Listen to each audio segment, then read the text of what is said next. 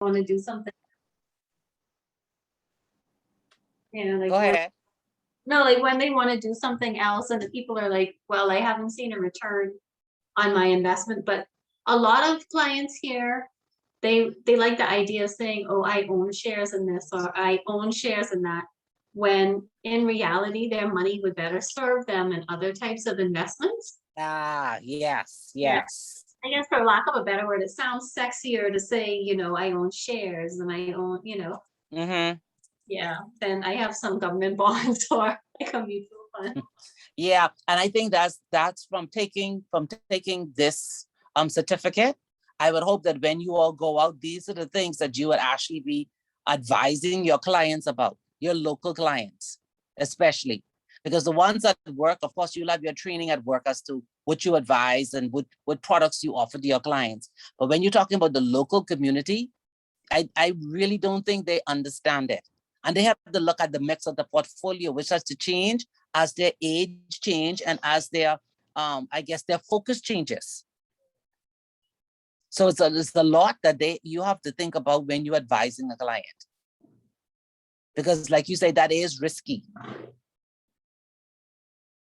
And then a lot of people, even up to date, still don't know about putting their money in bonds.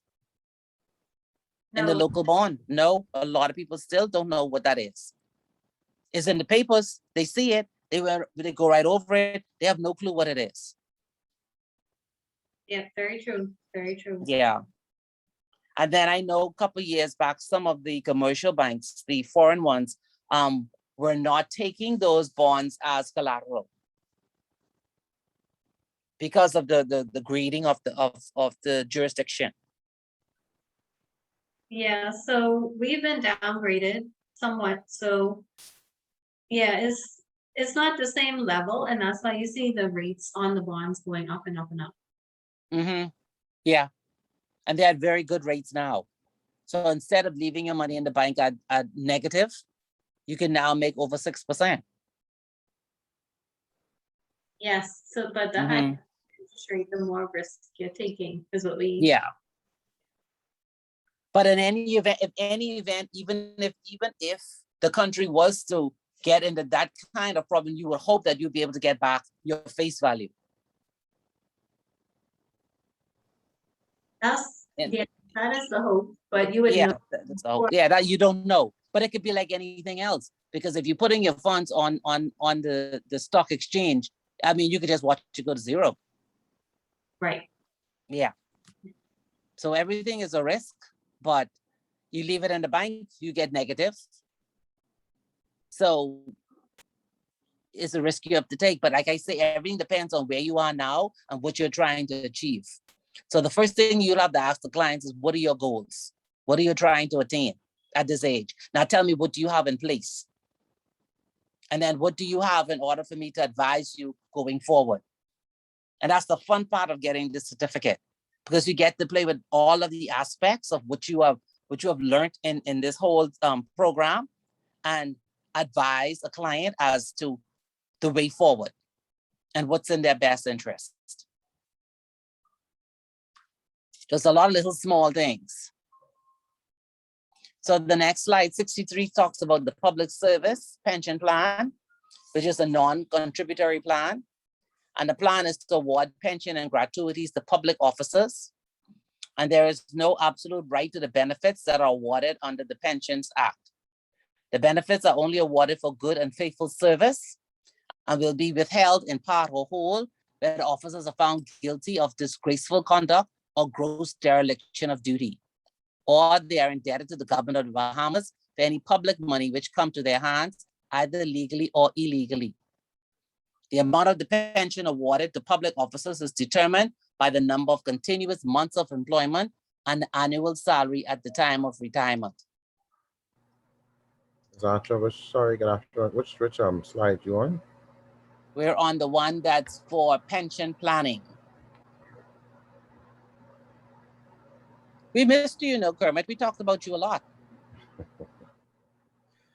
Look at this. So I tried the exam last week. And what does that have to do with this? I like it. Miss What? You want me to fail the next one? No. I had the CRM last week. I was focused on that last week.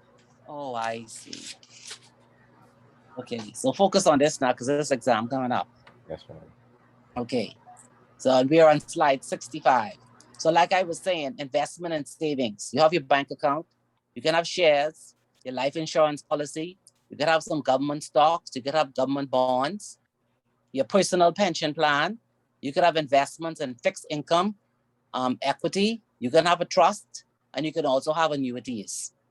So you see, when you advise your future clients, you're looking at a diversification of their portfolio.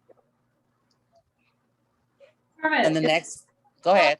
Kermit, is page 189 in our handout. What? We get a different number? Yeah, I mean, the slide is numbered 65 and 60. Oh, I see what you mean. Okay, okay. Handout is 189.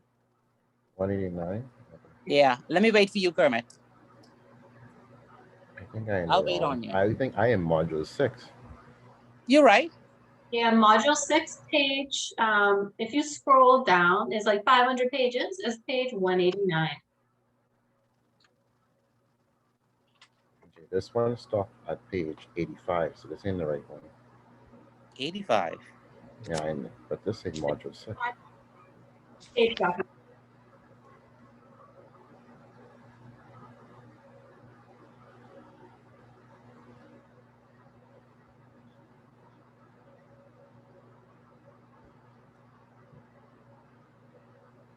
Oh, I know what happened. I in the CIRM one. Jesus.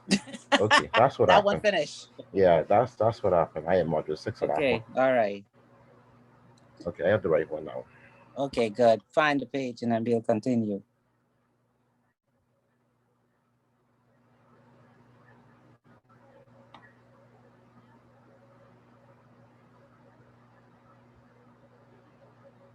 Almost, Arch, are you investing in that or what? When Arawak? Mhm. No. No. I read it. I saw where they said it was come and register, and then I saw the thing in the paper that the first one is Red Lobster. So I mean, I prefer to sit and wait. Let me see how it's going. I don't know. I'm not too sure. Because like you said, it's 25, so you could invest with $25, but it has to be something whereby at the end of the day, if I don't get any returns on it, I say, okay. It's like you're just going to play with some money for a while. But if you're planning for retirement, I don't have money to play. So it have to be, like you say, a company that I believe in, a company that I know will actually make it in the Bahamas. Because don't forget now, Nassau is very small. I don't know how many more restaurants we're going to bring with the same number of people. That's true. So when you saw the one, Claudia, for Red Lobster, did they speak about the marketing strategy? Because that's key to investing in that company. Who are they catering that to? Bahamians or foreigners? It seems like a little bit of both. So they're trying to target the market of, they said their main competitors they listed are Poop Deck and Nobu and Latitude. So to me, Poop Deck is more, No, it's native. yeah, it has some, Okay. there are some native, and same thing with Latitudes. Latitude is the one by Harbor Bay? Yes. Oh, no, no. We're recording. I put an X there. What's the next one you call? Nobu is what, oh, let me bring it up. I have it. I don't know if I have it. Nobu? Yeah, Nobu. Where is that? That's in Atlantis. I gotta double check that, but yeah, in Atlantis, it was like a But sushi. how are they competitors with Red Lobster? I don't understand. Because Yeah, that's Nobu what I'm deals trying to with figure out. sushi. Poop Yeah, Deck is two others. I mean, I can understand Poop Deck to some extent, but that's still different type of food. I could Yeah, tell you. because go ahead. I can pull up. No, I tried to pull up the offering documents so I could tell you all. Make sure I have the name right. Mm. But yeah, I know it's to show our latitudes, and I want to say Nobu. And the first one is going by Mall and Marathon. I assume that empty space right across from Outback. And then after that, they're gonna do one out west, and then they have the licenses for the Caribbean, so they're gonna do Jamaica and Dominican Republic. I see Chris, the Chris guy seminar. I think I'm doing it again for Red Lobster, and his franchises, what he had in the past, hasn't been very successful because I mean, Obac has lost his touch, and Bennigan's was a hot mess. Oh, Outback, Oh, that's Chris. Obac has lost his touch. I mean, he boasted 20 years experience in hot food and beverage and hospitality, and I mean, you go to Obac now, and you don't want to go back there no more. I mean, he doesn't know how to sustain his business. Look like it starts off good, and then all of a sudden it just like he doesn't know how to keep it going. Yeah, and he's the person promoting these also. for this, He's running. He's the one behind the Red Lobster. Eh? yeah, Mortimer, Chris Mortimer. Yeah, sorry, Mortimer. I said some minutes. Sorry, Mortimer. Yeah, and that's another thing you have to look at when someone is advising. If they come to you all and ask, should I invest? And that's a good point you're making, Kermit, because you look at the person who's actually behind it. Yeah. But I don't see how you could compare Red Lobster to Poop Deck though. That's okay. I pulled it up. It is the Poop Deck, Latitudes, and Nobu. It is those three. But to me, Poop Deck is more native. They do both, but I don't think the location, like Latitudes and Poop Deck, have a view, and Nobu is in the hotel. So by the mall is not the same like visual experience as those restaurants, in my opinion. I know So I did where see they trying. I hold know I on. did see them trying to put another one. They said by the downtown, by the cruise port, somewhere in that area. The That second can make it. location. Yeah, they But said then that, second location. but Kermit, that depends on the plan for this whole port area I agree. and the theme that they're putting there. But if you putting this by the mall, I mean, they're putting it in that vacant spot by the red light, like right opposite that other restaurant. I mean, they say Mall and Marathon, and to me, that's the only place it's been. Yeah, that's the only place that they have to build something to put it there. I don't see. Unless he closing out his Obac franchise, maybe he's doing that and just gonna put it right there. Maybe. But they're trying to raise $3 million from the local market, which represents 25% of the overall investment to do it. 3 million. Yeah, from the local And market. when is it expected that you will get a return on your $25 in year 5? With common shares, they don't have to declare that. They can project, but they don't have to. Right. Yeah. And they're offering the common shares, and who has the preference shares or no preference shares? No, they only list in common. Common shares, okay. Yeah, that is risky. That is risky. And they'll try to come out with a dividend, but keep you interested. But you don't know how it'll fade off over time. No. And like I say, if you go into the Mall of Marathon as your first site, then you're already anticipating that Bahamians will be going there. So Bahamians get one bad experience, they're not coming back anymore. That's finished.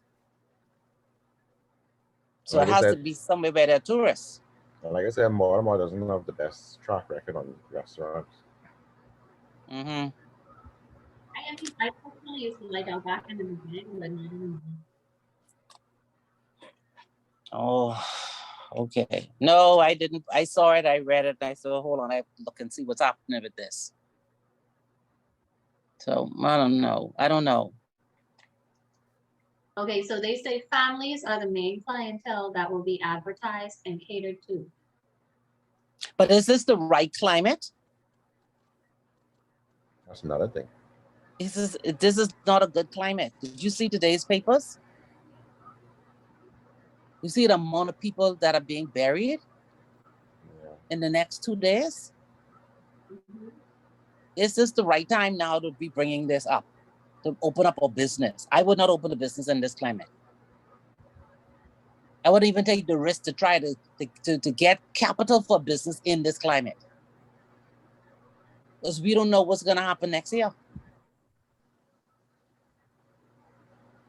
I mean, they're brave. I definitely think they're brave. That's just past bravery. To me, that's past bravery. That is a huge risk. Okay, so they know to complement the Outback Steakhouse brand, a Red Lobster will be opened at the mall at Marathon. So it's to complement the Outback So they're Steakhouse. doing them side by side then, more or less. More than likely, if they're saying, like they're stating, it's just. Yeah, like you go to either one. Well, they might as well bring Olive Garden next then, since they want to bring all American franchise. If the people on the boat coming from America and you bring in the same franchise, What That's the they, thing about it. When people yeah, travel, wouldn't you they want don't want something that. more bohemian? They don't want that. Like, if I go to the States, I ain't looking for peas and rice in the States. No, you're looking for whatever's the local dish. I don't understand why we have this concept of bringing all this American when our main clients is American. I don't understand. And they just came from America. I don't So understand. let me throw something else at you. I didn't get the papers every day this week, but I know they advertise Ministry of Tourism where they're gonna have the cruise ships in December sailing from Miami to San Salvador, going that way. I think there are 2 or 3 different routes going through the Bahamas.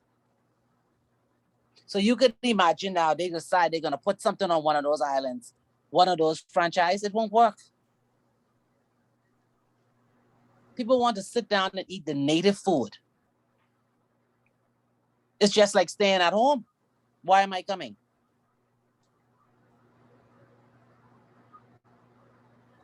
yeah, That's just food for thought. I don't understand it. When you look downtown, a lot of the places them down there for food options are already in America. Hard Rock Mhm. Cafe is American. All Yeah. these fast food places are American. I don't see why. Starbucks, Dunkin' Donuts, all of those. They want native food because you can hear them when they walk. Those who wish to spend money, they're asking the taxi cab driver, where can I go to get Bahamian food? That's how the taxi cab drivers on Bay Street make their money. That's all they ask for. Where can I go? Now, if they come and they're on the boat, they may stop and go to McDonald's for a Coke soda and then they just want a fry. That's it. Then they run back to the boat.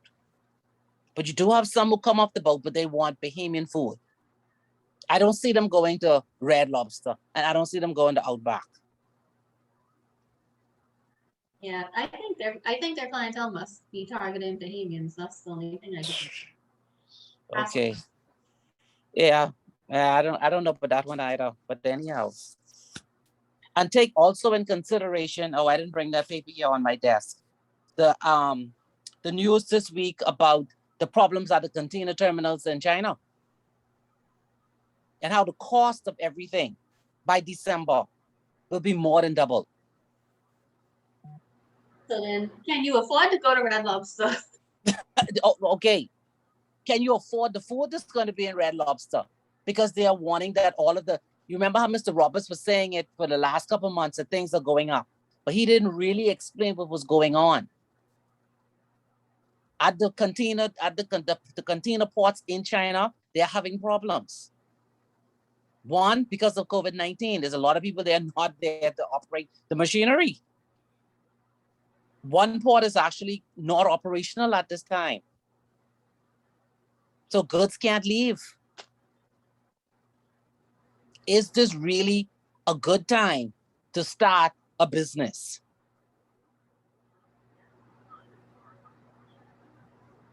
I don't know. You all are budding advisors. What do you say? I stand by my first sentiment. If you have money to play with, then fine. But if not, then no. I agree with you. I agree with you. Yes, it may take off and fly and be successful, but that's the risk you have to take. All right. So you with us now, right, Kermit? On slide 66. Yes. Okay. So they told me it's 185, right? 185. Yeah, on your one. The mine is separate. So another thing a lot of people like to I guess in terms of saving for retirement is annuities.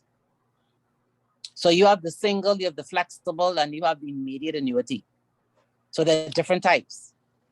Single annuity is a lump sum investment, and each year a rate is declared and your annuity will earn that rate. The flexible one, an initial contribution is made and an agreement is made to make monthly contributions of a specified amount. And then immediate annuity is a little or no accumulation phase. It's purchased with one lump sum payment and usually a significant amount and receives monthly income for life. So that's another one. So review of valuation concepts. The age you intend to retire. The NIB benefits. What are your basic living expenses? Do you have any dependents? Then what is your lifestyle you want when you retire? Do you want to travel? Do you want to change your address, like change from a lavish home, like we said before, 2 stories to something smaller? What are your hobbies? And then you have to look at your other assets, your savings, your investment, your property. I wonder if you all have taken the time also and looking around to see how many abandoned houses there are. It's increased quite a lot. And not just from persons who's lost their homes, but a lot of them are now due to death, where you have family members can't agree on how to dispose of a property. So say the 3 of you were left 1 house or 2 houses. You all can't agree whether to sell it, renovate it, or give it to one person who doesn't have a home. And believe it or not, there are families that are going through that every day. They cannot come to an agreement as to what to do with properties that are being left by their mother or father or brother and sister. So when should one consider pension planning? Based on the current economic condition, this has to be done prior to the age 60 or 65. Ms. Archer, what would you advise, like if you had that situation and it's like your siblings and one of them lived home and your parents left it for all of you, but the one who lived with them would be out on the street if you put them out? Mm-hmm. What would So you what? advise the other brothers and sisters to do? Okay, so let's say the other brothers and sisters have a home. Just because that person stayed at home, now it depends. If that person stayed at home and was taking care of the parents, to me it would be inhumane to put them out in the street. I'd take them to court.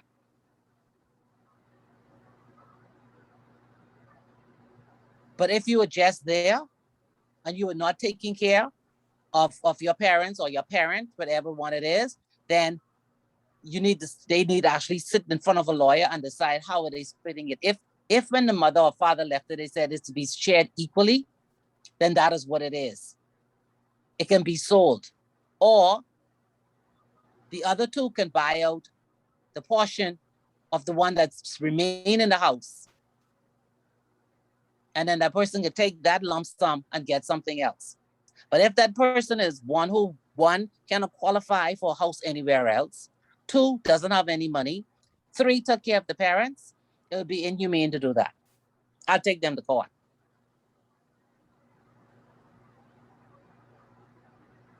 Fair enough. I mean, Yeah. I wouldn't see where a judge would say, okay, sell it. Because if I took 10 or 15 years out of my life to take care of our parents, I don't see you throwing me out. and what if the person wasn't really taking care of them? They were just there. How do you prove But, that? right, it's right. So if that family member was just there, not doing anything, someone else was taking care of, but they were the one who was left home in the house after the other ones left, or they came back in the house after, but they're not taking care of the parents, then whatever the instructions are, that's what should be followed. Whatever the parents said. Mm-hmm. Whatever was stipulated. What if they didn't say anything? No, but they would have had to give it to someone. If they didn't give it, then it would fall. If they didn't, in the will, it didn't say who it was supposed to go to, then it'll go in the residue. And it depends on what that residue states. If that residue says that whatever else is remaining of my assets goes to my son and there's a daughter in the house, then she doesn't have any stake in it at all. Okay. Yeah. So some of the things I say you should consider for planning, right? You gotta look at downsizing, restructuring, cost cutting. A lot, I told you all this before in the last session, a lot of Bahamians do not think about downsizing, restructuring, and cost cutting. When they hit 45, they want to build the biggest house there is in the world, and not realizing that in 10 to 12 years, they have to downsize. Increased government deficits and a tough economy, and these have become current reality across the public and private sector. So again, go to today's paper. The union say that they are backing the opposition to lead the country. And then what else are they asking for? They're asking for an increase in minimum wage. What do you think? We just increased minimum wage. They're asking for an increase in minimum wage. What's the impact on businesses if we increase minimum wage again?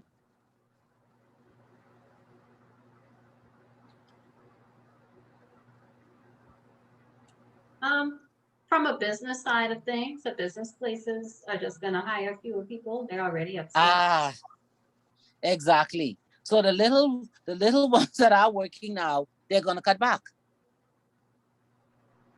Because don't forget, they complained when the minimum wage was increased the last time, and they did let people go. So here they are now, the union is asking again for an increase in minimum wage.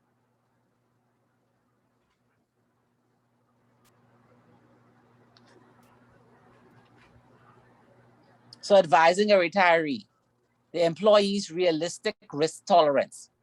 Have you ever watched people squirm through a 2-year bear market as they withdraw 7% a year from their account and watch it steadily dwindle?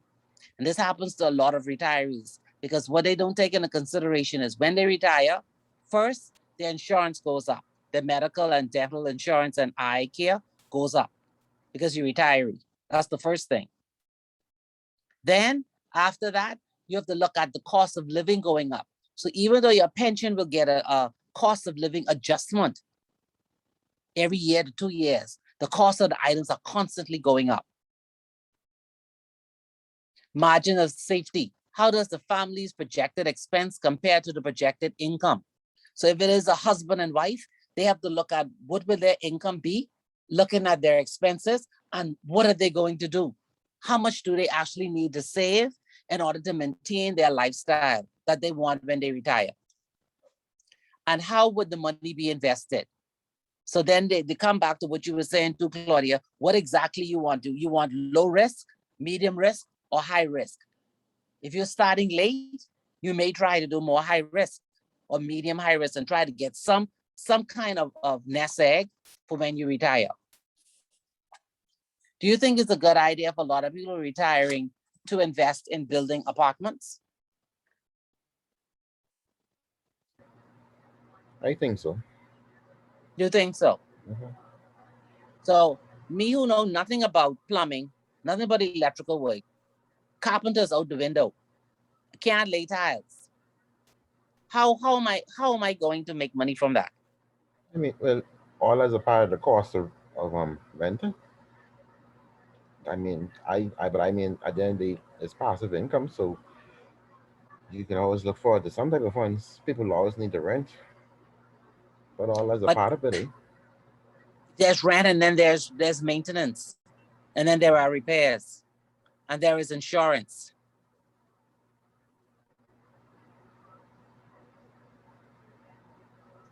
I would Because say, I'm wondering if a lot of these apartments are actually insured, Probably no.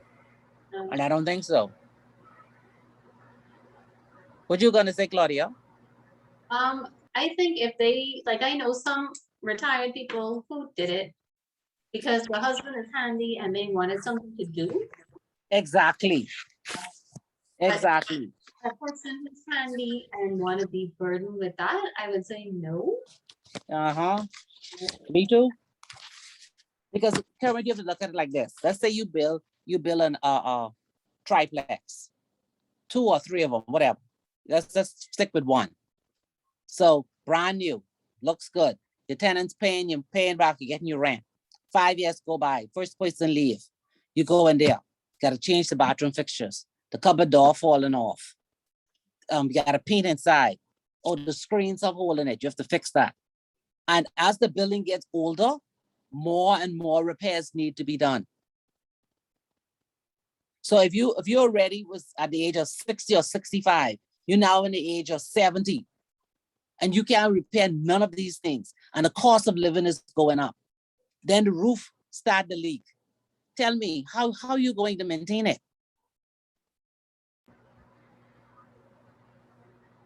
So shouldn't they like put some aside or their rent money to like help afford to Unless someone maintain? advised them of that, I don't see it happening. Someone have to advise you of that. I know Bahamas, I mean, the Because best at people, saving, but yeah, but that the money from that rent, if they had saved X amount of dollars and they had to go to the bank for a mortgage to build that, as the rent is coming in, they're applying it to the mortgage. that's true. Okay. So unless you're getting a lump sum of money where you could build this and you still have something to invest, to me, your money will disappear very quickly, because every day they'll be calling telling you something is not working. It happens. It happens. So unless, like Claudia was saying, you have this talent where you can fix these things yourself, all I see is just money just leaking out every day. Every day there's something to fix. There's a call. Fix this, fix that. Ceiling fan not working, door not closing. We need some paint. Storm shutter, something fall down. It's a lot. So advising a retiree, do you have a retirement plan that would allow you to meet your goals? Do you have an advisor to assist you with planning for the future? Do you know how much? Go ahead. This area I'm just talking about public service pension plan. I That's where you go down to past that. You're on advising a retiree. Go down further. Investment savings type of annuities. Okay. Past that. Advising everything. Okay. Yes, okay. Right. And you could ask some things like, do you know how much money you will need for your retirement? And do you have other sources of income? What investments do you have other than your pension? Will you have any outstanding loans at retirement age? Do you invest monthly? And let me assist you with meeting your goals. You'll be surprised how many persons are at the age of 60 and they still have loans to pay. I hope that don't be me. Lord, I hope so. I hope, because I don't want, I will retire early. The lending companies have now put a policy in place that they will not grant loans to persons within their last 5 years of employment.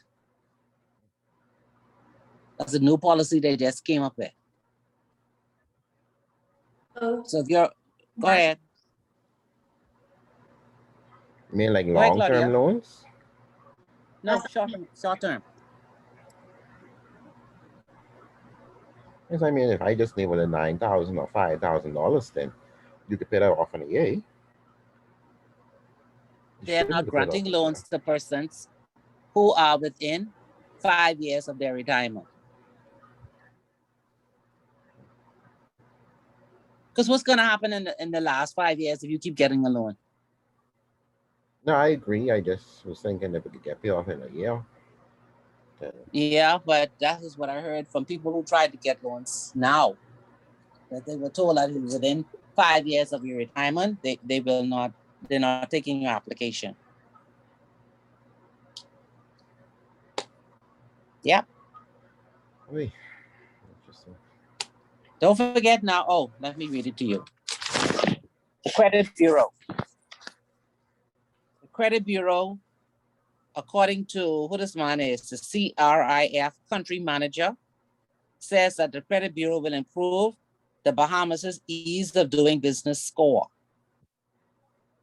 They still doing that. So, excuse me? I see they're going quiet on it. No, I said because I see they going quiet on it. That's why I asked. No, they were not going quiet. while you thought they were quiet, they were compiling information on you. You didn't know that, eh? I thought they must be trying to figure out they don't want to do that anymore. Oh, no. The data is already in the system. So the Bahamas Credit Bureau data will look into Bahamians' credit history from April 2018, moving forward. Heard me? April 2018. Yes, that's how far back they're going. So if you had a bad credit from then, you will have a bad credit now. So if you paid off your loan, they should have a record out there. Yeah, they'll have a Okay. record of it. Mm. So they're saying that Bahamians are now in control of what their credit scores will look like, given that their data is already being transmitted to the credit bureau. So they had a seminar on this week with the real estate people, and it says that Bahamians will have access to one free credit report per year, after which each requested report will cost $12. So where are they located? How I know where they're 'Cause located? I never even see this place over here. Or there's some foreign entity. No. All the clearing banks together. All the clearing banks, all the government agencies. All of this is fed into this credit bureau. So it says,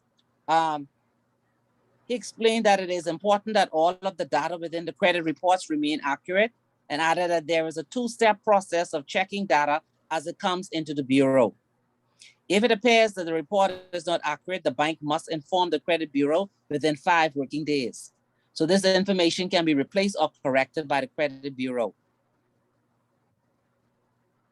So banks and other institutions that will request credit data on clients will not be able to use the data for any other purpose other than to ascertain creditworthiness. Institutions using the bureau are responsible for keeping client data secure when being accessed. Those whose credit reports are being accessed will need to familiarize themselves with how the credit bureau works and how to ensure that their scores are acceptable.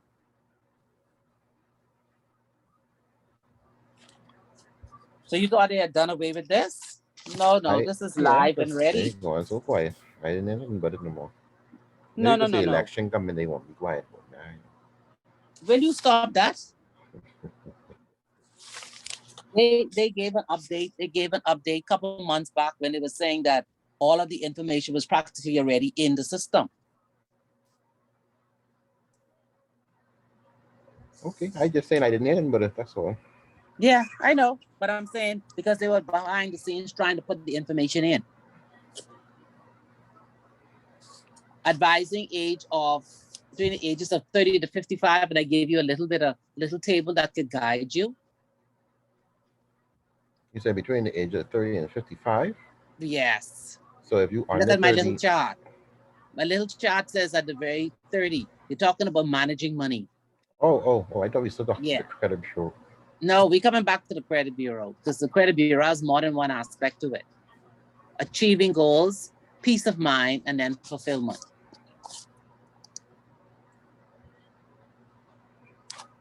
And then my next slide is talking about advising at the age of 30.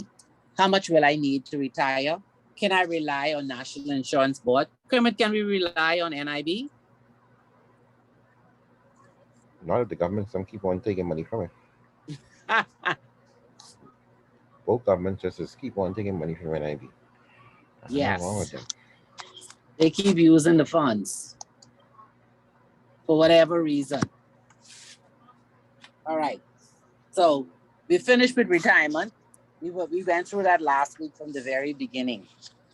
So now let's shift our gears for a minute and we could start, which we'll finish next week. And we'll also go over some practice questions. I think Kevin told me that Miguel sent you all a mock exam. That was a while back. He sent it a while back, right? That was another one they talking about. You had any issues with it? I haven't done it yet. I haven't done it yet. Oh, you haven't done it yet?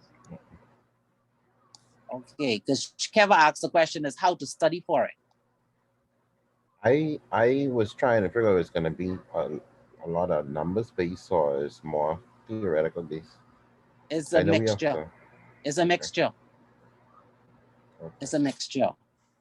Because when I took my exam last week, I asked that girl, pull out no calculator. No, you don't have to calculate anything. Okay, because that's what I was But they trying to will have, figure. sometimes it has figures in it. Okay.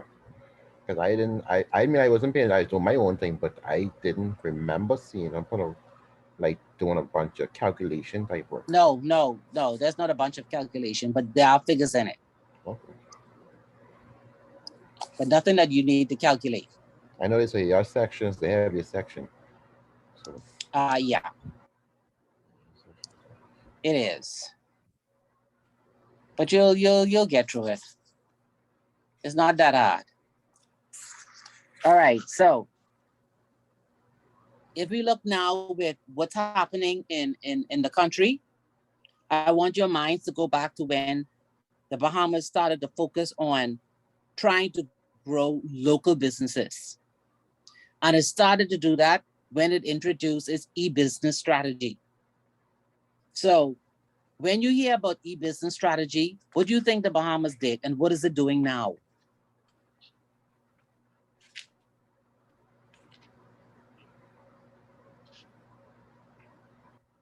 you being able to like pay your bill, pay your like your driver's license and stuff like that online. But that's what they're doing now. But how did they start out?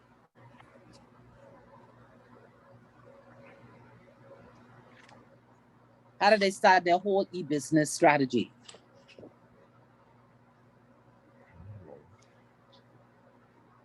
Okay, stand all the time on Hmm? that. No, you're breaking up, Claudia. Say, Hello, can you hear me? yeah, I can hear you now. You're breaking up.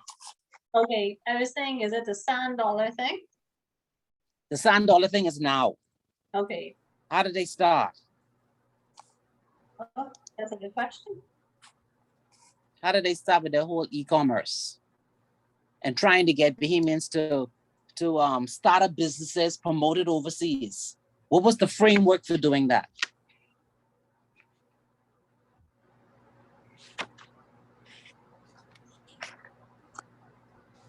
I always ask that question because it more or less brings everything that you see happening now and you get a more holistic view of what's happening.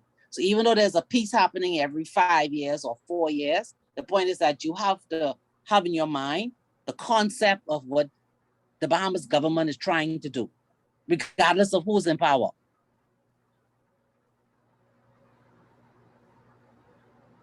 So how do they start out with this, looking at doing things over the internet?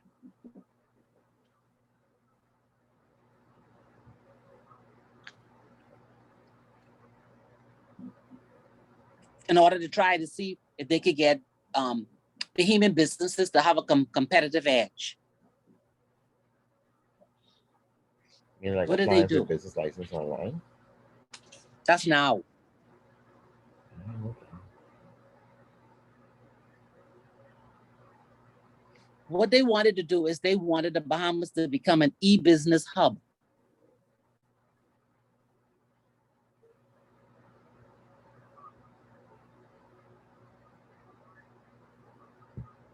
And they did that by doing what? And that was there's something in Freeport, I believe, and it was something in Freeport. They signed Oh, some you mean when they agreement. talk about Freeport and the tech hub? Yeah, something like that. Uh-huh. What else they do? What did they did?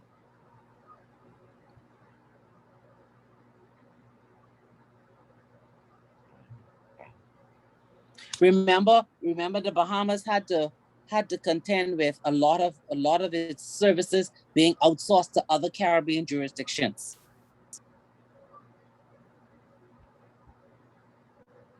Or even they signed an agreement when something with the different Caribbean countries and things could work here and back and front prices, vice versa, and stuff like that. In that agreement. No, If you look at the financial sector in the last 15 years, a lot of services have left the Bahamas and gone to other Caribbean jurisdictions. And so the Bahamas had to think of a way in which they could have e-business operations here in the Bahamas.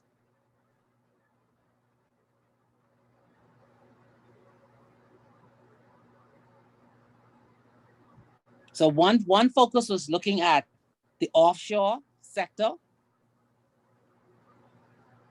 and the other one was looking at offshore international business services.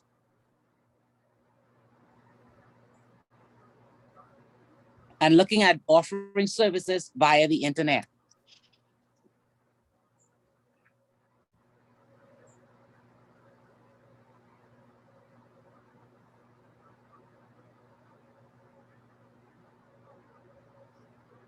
So the first thing what the government did is it embraced what they call their information revolution. And to do that, what they had to do? They had to start to focus on a digital economy. Of course, they had to partner with different consultancy groups, but they had to move in a way whereby the country could move in a more digital format. Yes, we're at the sand dollar now, but this has taken the Bahamas a very long time in order to bring this to fruition. So once they got the broadband internet services, they tried to liberalize all the sectors for e-commerce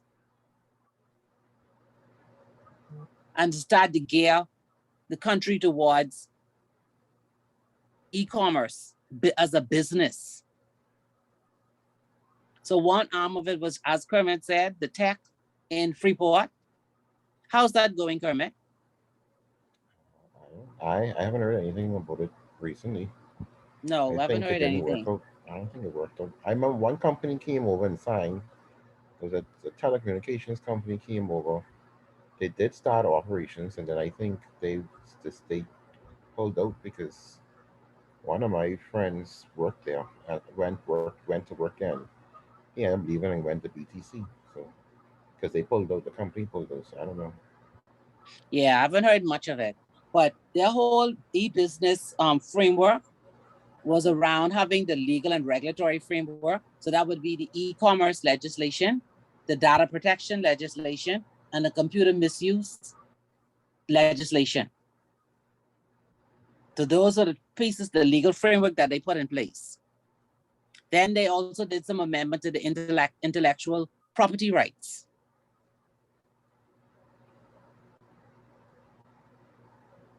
They addressed issues related to privacy and the data protection and confidentiality. And then they looked at having the human resource capabilities to do IT. Now that one I haven't seen them expanded on because I don't think they have a school just for technology. I haven't heard of one. And then of course, the next one is making sure that everyone has access to the internet at an affordable rate.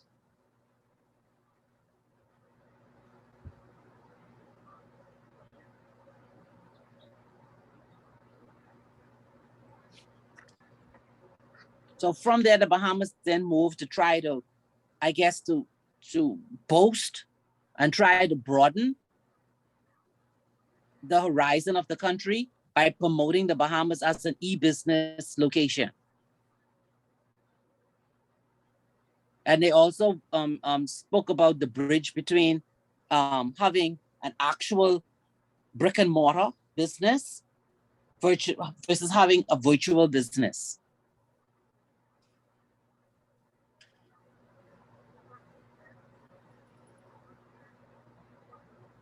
They also promoted the port in Grand Bahama as being one of the strategic locations that people can do business.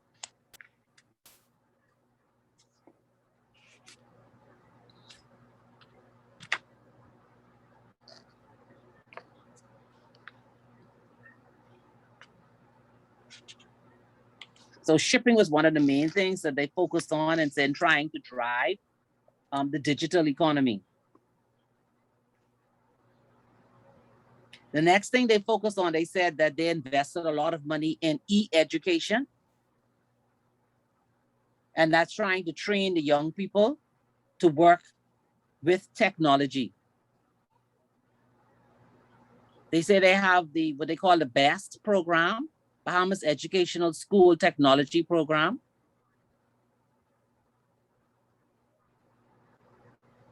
Giving schools the access to computers and educational curriculum and computer literacy.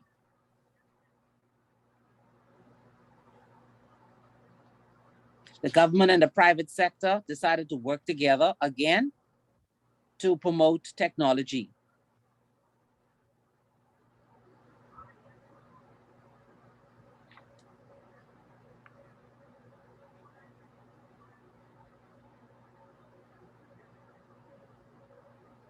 Then the Bahamas, what it did was it started to boast all of the large companies that actually operate from the Bahamas, using the Bahamas as their hub. Saying that it has the infrastructure and the technological skills that are required to build an e-commerce business in the Bahamas. It also boasted its telecommunication skills and talked about the bandwidth that it has across South America and the Caribbean and North America.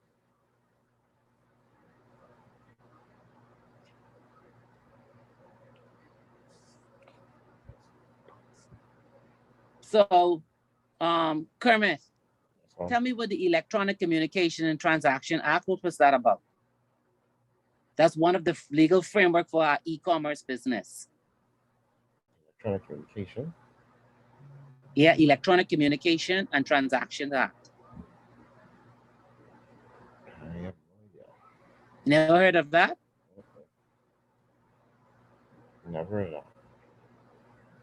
Okay, so that piece of legislation allowed companies to conduct business using electronic signatures. So you could negotiate and conclude contracts or any other legally binding arrangement using electronic devices. Only documentation that are required to be in writing remains that way. But anything to do with simply doing your business, buying and selling goods, they can be done electronically with electronic signatures. So it doesn't mean that you actually have to do all of your business online. You could still do your business the normal way. But the act allows you to actually conduct your business online.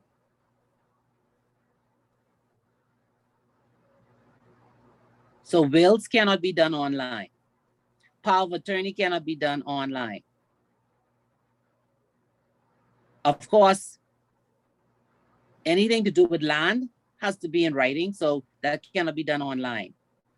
And all court documents cannot be online.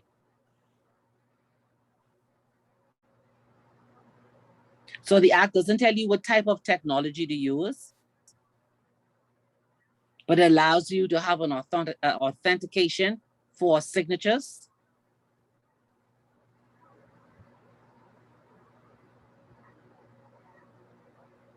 And is also, your electronic communication is also admissible in court.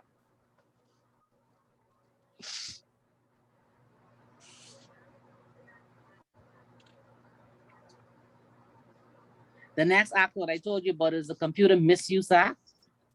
And that act has the offenses related to when someone misuses a computer. So the first one is unauthorized access to computer material. And this is a deliberate intention to access information or programs in a computer with the knowledge that the access is unauthorized. The second offense they have is access with intent to commit or facilitate the commission of an offense. The third one is unauthorized modification of computer material. The fourth is unauthorized use or interception of computer services. The fifth is unauthorized obstruction of the use of computer. And the last one is unauthorized disclosure of access codes. So that means that once you have a code, you cannot pass it on to someone else. And the fines for these are quite heavy.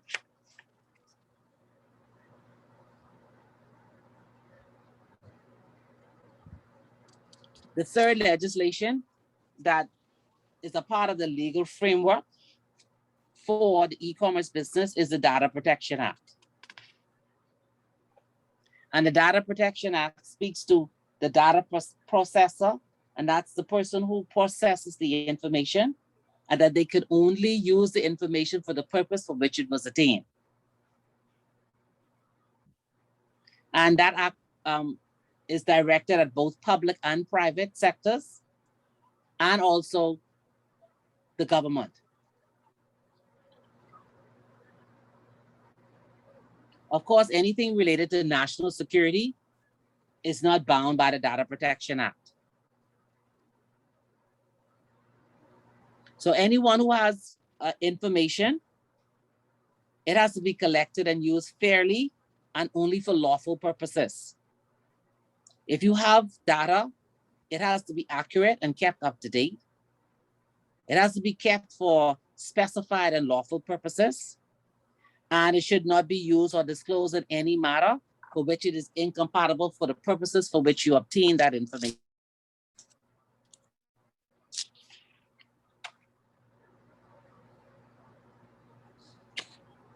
So you all should be quite familiar with the Data Protection Act, correct? Does the act also talk about how long you could have information for?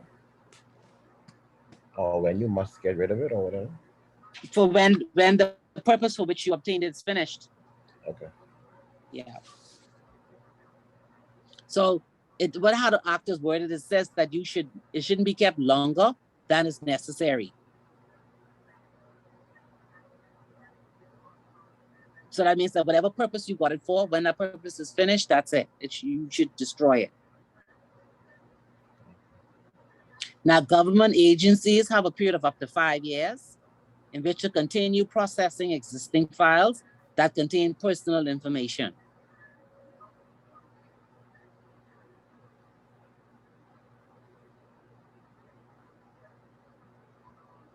And of course, the act gives the power to override disclosure.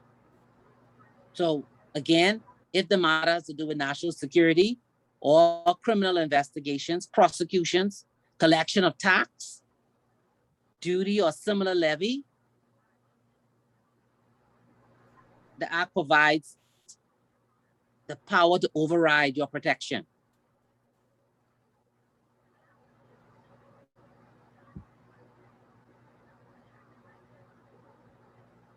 So you have a right as an individual.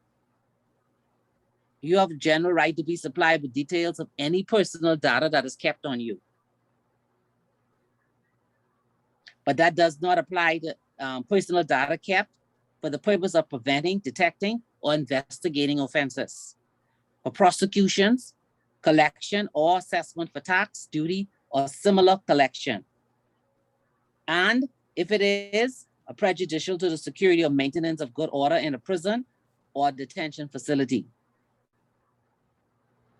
And it doesn't apply to personal data kept for performing functions under any law for the protection of individuals against financial loss arising out of dishonesty or malpractice.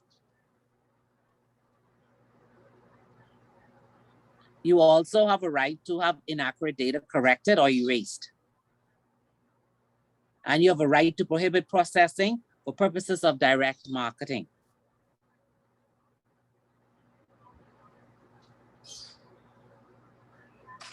And you know, the Bahamas does have a data protection commissioner.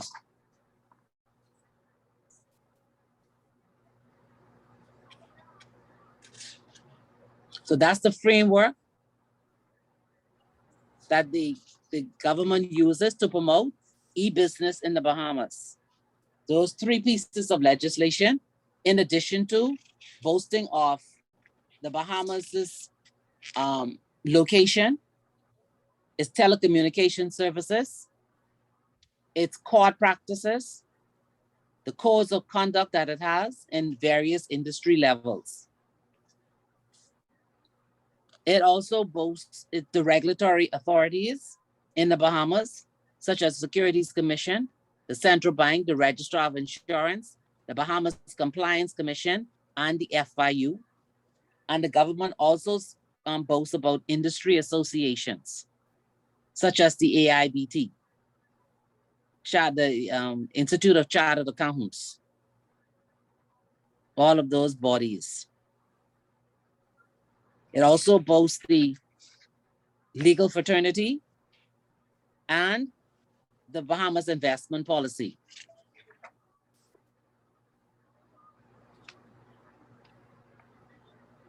And but all I said, the Bahamas in a nutshell says that this is a place that people can come to do business.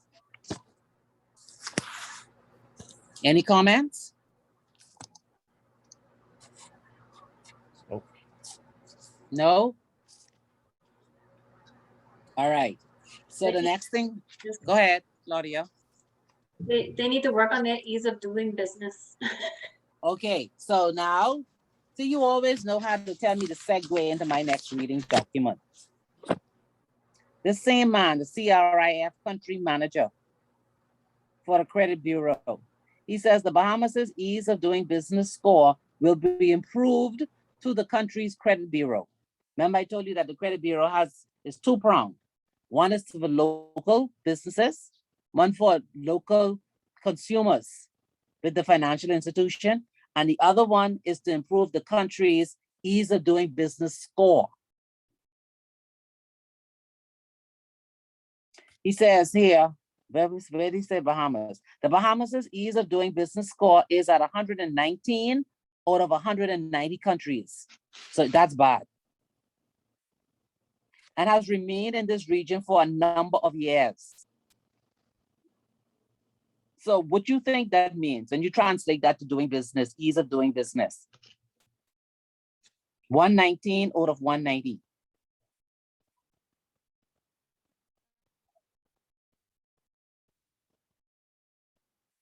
He said that all the countries that started a credit bureau improved their ease of doing business score considerably on this chart.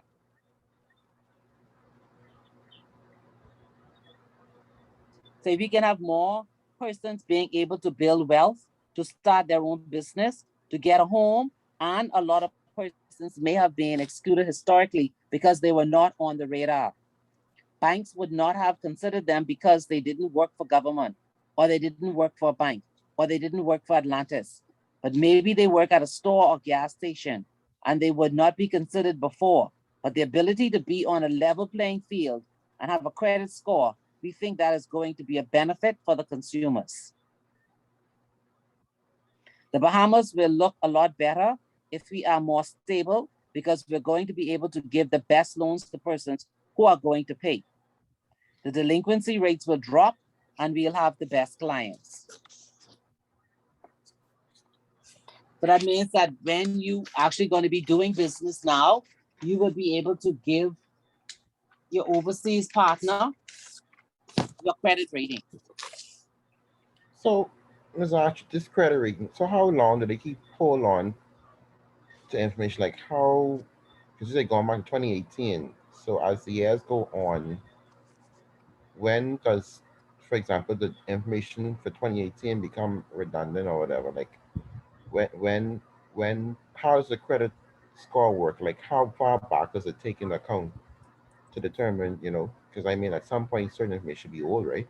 It shouldn't carry no more weight. Yeah, it's let me see if I can find it. If I knew you were on, I would have been prepared because I knew you was going to ask me these kind of questions. I know how you go. Let's see if I can find it in here.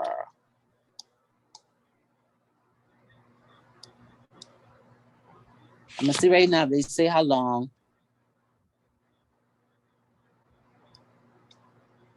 Okay, hold on.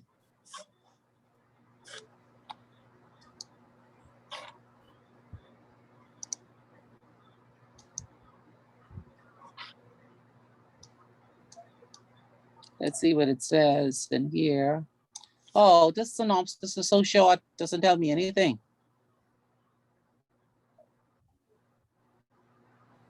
I should be able to Google it though. I should be able to Google something. I like am that. Googling it. Oh. Okay. Oh, it just says indicate how long information can be retained. All information on a particular consumer save for a defined period. So I actually need the act itself. This was the synopsis. I'm gonna see if I can find it for you. Because this is information you're also going to need, you know, to advise people.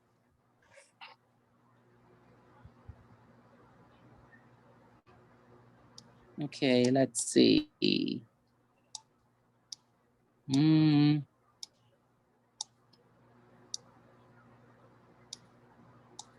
Let's see what it say.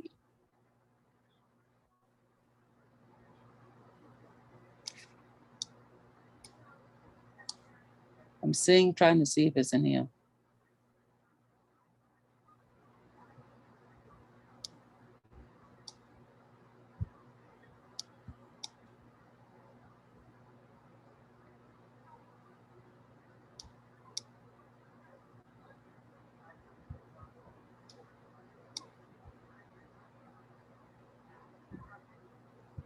Now this is on this one here is, let me see.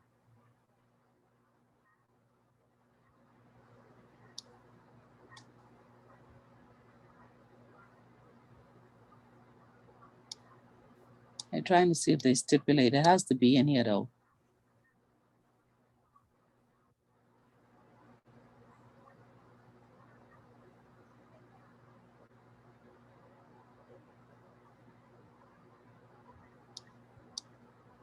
I don't see where it gives me the time. It should be a standard of practice.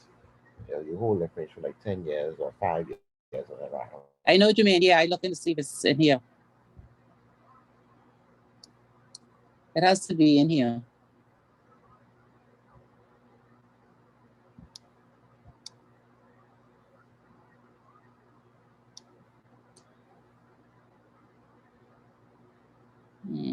This is complaints. I think I need to go in the act.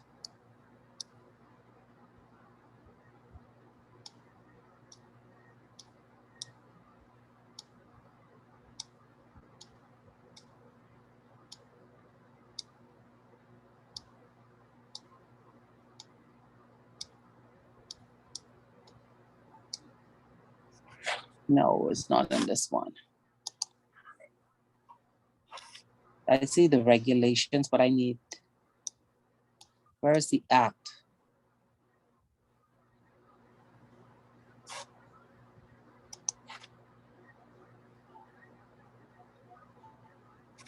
Let's see if I could find it. If I could find it for you.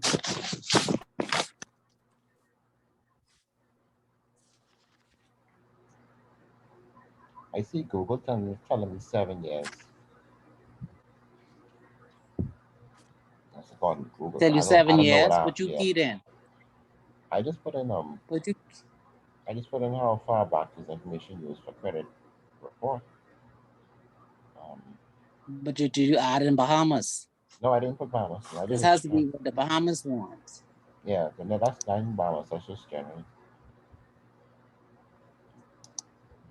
What's this? I'm trying to see what this is here.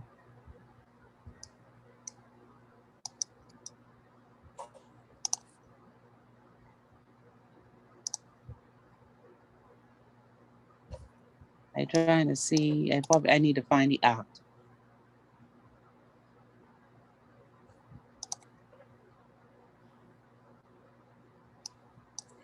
Because none of these are stipulating the period. This was a presentation that was done. Okay, this is the presentation that's done by the Central Bank on the Credit Bureau. Doesn't answer your question, but what you know should notice this.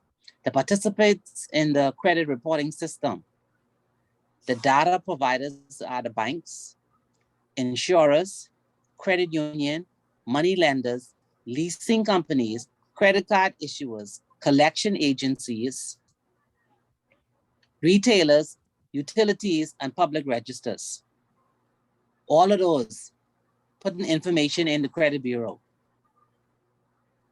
And the users of the information will be the banks, the credit unions, the leasing companies, the judiciary, the tax authorities, insurers, employers, landlords, and consumers.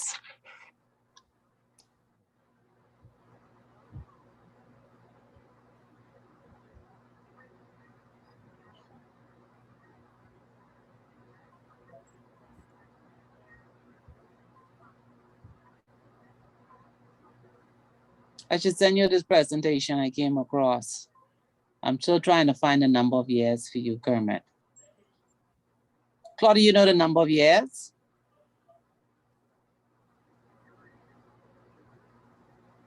For what, exactly? How long do they retain your information? Like he's saying they started from 2018 and you had a bad report. When would that fall away? How many years? I know with audit is usually 7 years. You have to keep records for, so they probably use that same standard. I found it.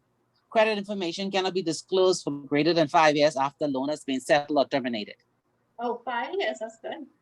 Let's say 5. Now, this is a presentation done by Central Bank, but I guess you may have to look in the act itself to confirm, but it says 5.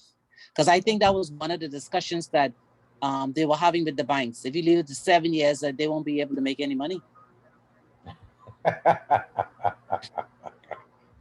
You always have to think, you always have to think business strategy. Come on now. If you're keeping that till 7 years, who will be borrowing money? Yeah. Well, at least Okay. they overrode the auditors on those, because the auditors will say 7 years. Yeah, it says 5. And it says here, consumers must agree for information to be disclosed. The credit bureau cannot release consumer information without the consumer's consent.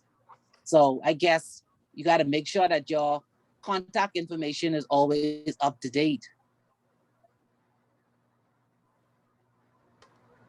Oh, this is a good presentation.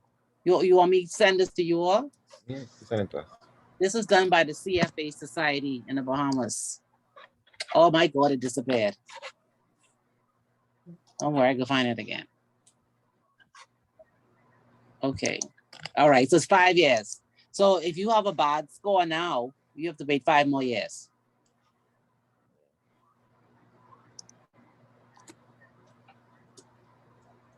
So what do you think about that, Kermit? Because I'm thinking with COVID and then other, Wouldn't that be unfair? What do you mean? Wouldn't that be unfair for the persons who were in a good position and COVID came about and then like they had no control over it? No, but it's the credit bureau have nothing to do with being fair. It is what it is. I understand that, but that's a sad situation. Yeah, but it is what it is. Now remember now the government was saying to get your finances in order before COVID. And a lot of people Yeah, paid that's no what I'm saying. attention. Let's just say I just got my finances in order, and then COVID come and I got position made redundant, let go, whatever, and got knocked on my behind because now I'm not in a position to keep up my payments anymore in terms of my mortgage or whatever. And here goes credit Your score credit, down your the credit, drain. your credit score will drop. Your score will drop.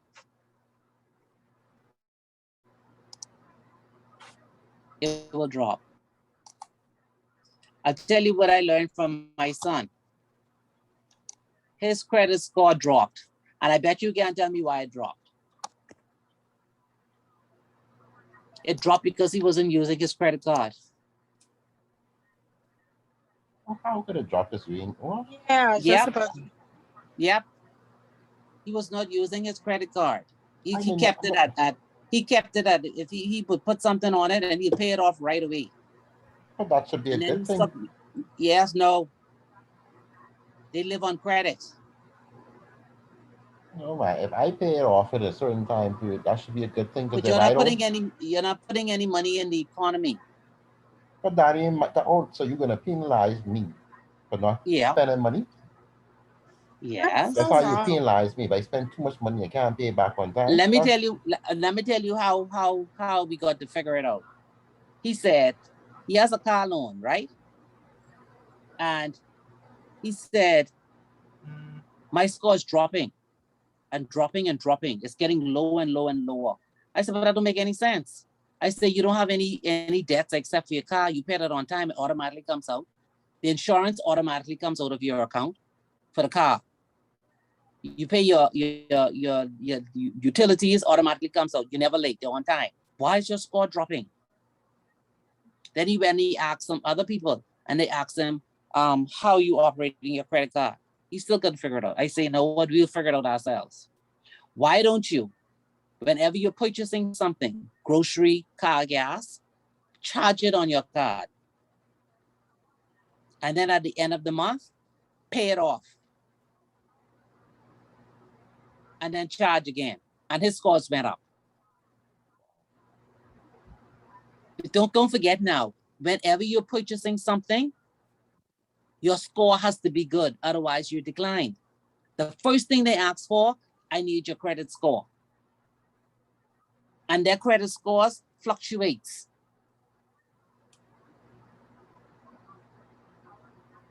Wow. It was, I couldn't understand that. But now his score is going up higher and higher and higher because he's using his card to make all of his purchases. He's in the USA. And he's in Canada. Oh, this is Canada. Mm-hmm. So you have to use your credit card, basically. Yeah. Mm-hmm. You have to use your credit card. Because you could, if you have a very good score, you could walk into a car dealership and you automatically get a loan. No questions asked. Just like that. But it's the score is the first thing you need. And then they ask you, how are you going to pay? Your monthly payments. But without that good score, you can't get anything. That's interesting. Yeah, it is an eye opener. I don't know how this one is going to, how ours is going to apply. Because like I said, I haven't read the act itself. I'm gonna see the second draft. That's crazy. Yeah, everything will be. So if you go to a furniture store and you want to, I guess, put something on layaway or whatever, they're gonna ask you for your credit score.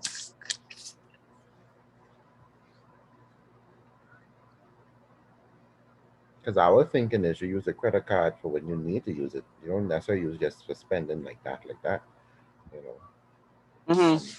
But don't forget, even us, we're trying to move away from cash. Yeah, yeah.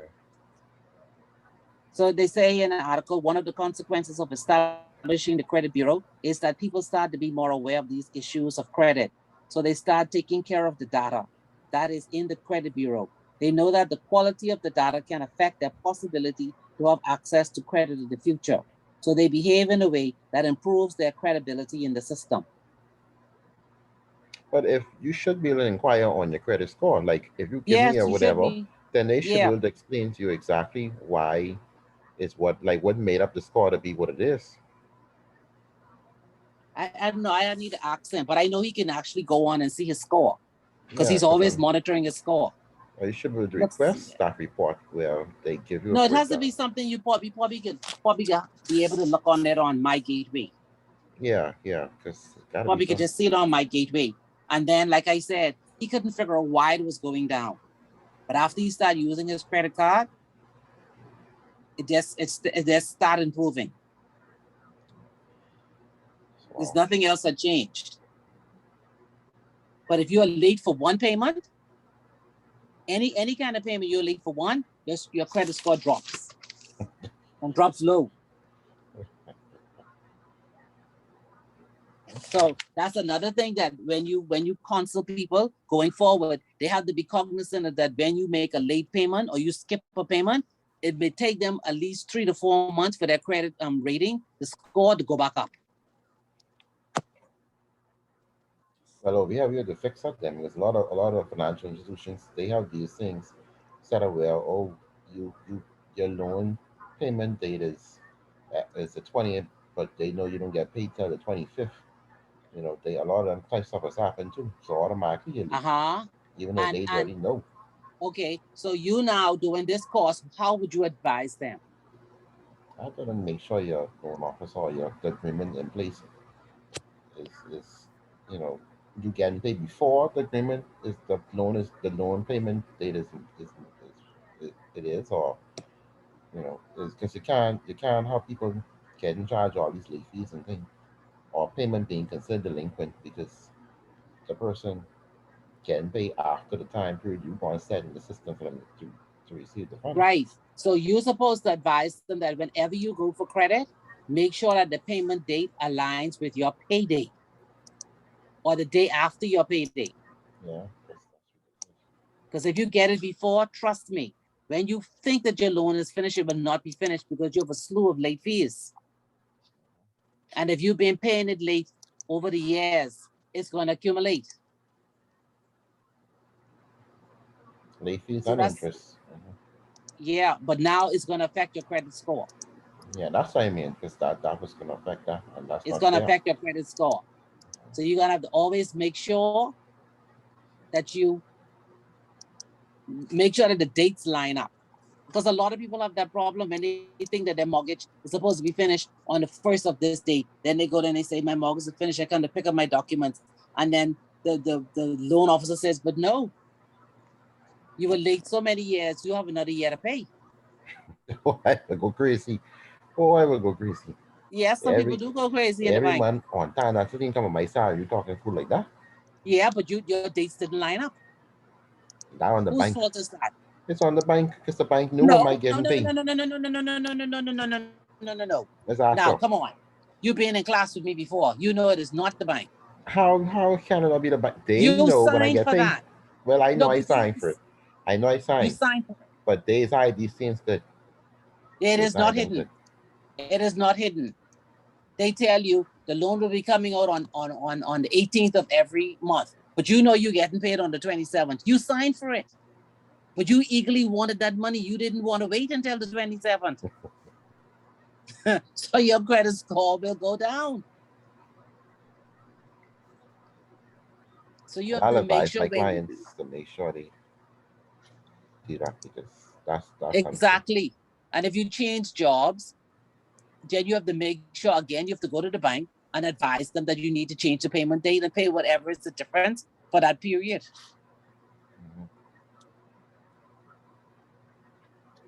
All these little things count, especially with a credit bureau coming on board.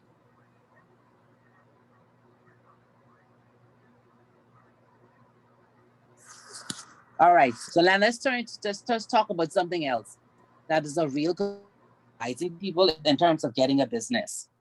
What's the role of the Department of Inland Revenue?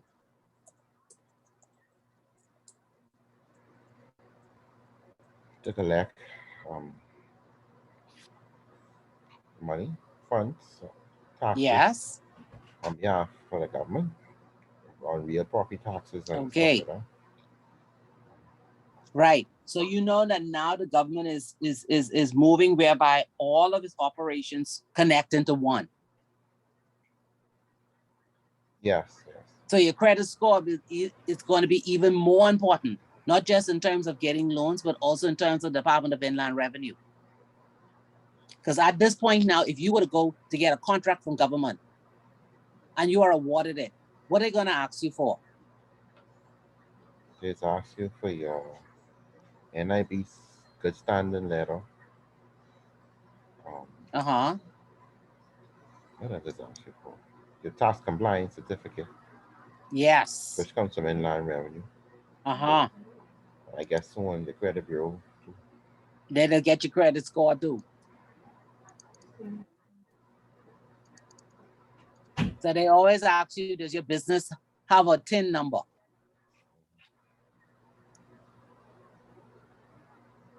And so all of those things, and then you have to realize too, if you have outstanding real property tax and the government is paying you, what the government will do now is they'll take out the money that you owe them.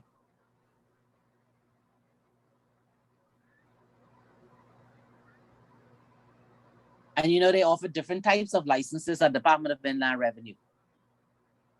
You have a temporary business license, the occasional business license, a provisional license, and then of course there's the annual business license. So the IBCs, do they grant those, or you go to the Registrar General for that?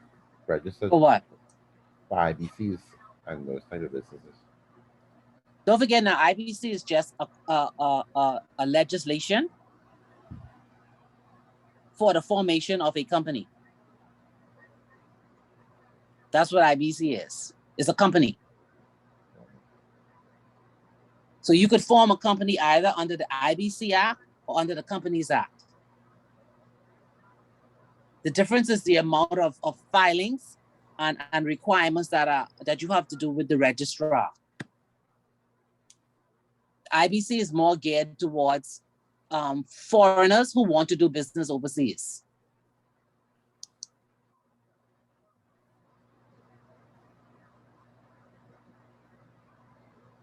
And for other companies locally, they would form a company under the Companies Act.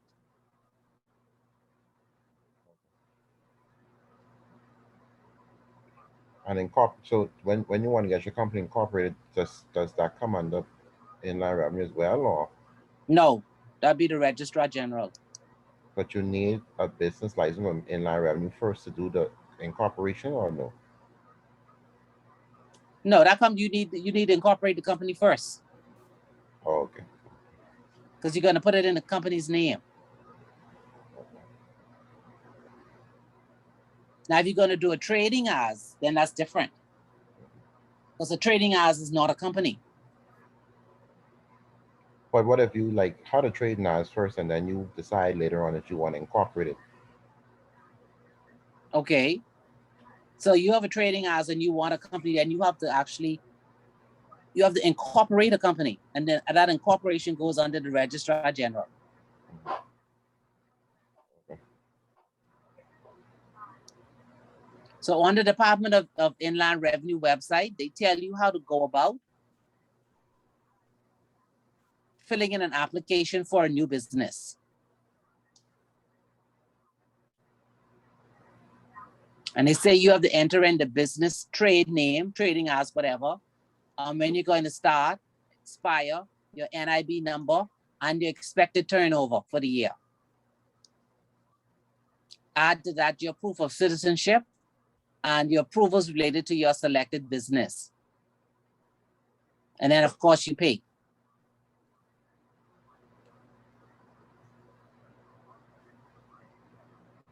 So they say, what are the prerequisite documents you need? You need prerequisite approval from any government or regulatory agency if necessary, your passport, or a copy of your permanent residence certificate. You know, you need your NIB card. You need the letter from National Insurance for good standing. Your business name, and certificate of incorporation from the registrar, if you are a company. And then of course, real property tax. And that real property tax is if you're actually doing it on a piece of property. You know, some people do it from home. Then you have, if the business operates a store or other business operation, then you need to seek approval from the Department of Physical Planning, that's the zoning. You need to get it from the police force if it's for alcohol or music or dancing. The Ministry of Public Works have to inspect the building. And then of course, the Department of Environmental Health for the sanitation certificate. I see why doing business is such a lot. Yes, it is a lot. And all of these things have to be ticked off before you can get that business license. Yeah, how easy doing business is good though, because that's a lot. Sanitation. If you have a business and you already have a license, right? And you want to renew it, You have to ensure that your approvals are up to date. One, from the Ministry of Works again, the Department of Physical Planning, the Department of Environmental Health, the police force, that's if you need a licensing or inspection, and of course your NIB contribution status. That's 5 things you need. Once those are up to date, then you could go to the Department of Inland Revenue and then submit your renewal application. And then you have to upload all those 5 documents where they are relevant. And then you could get your business license, business license status right online. And you could download and print it.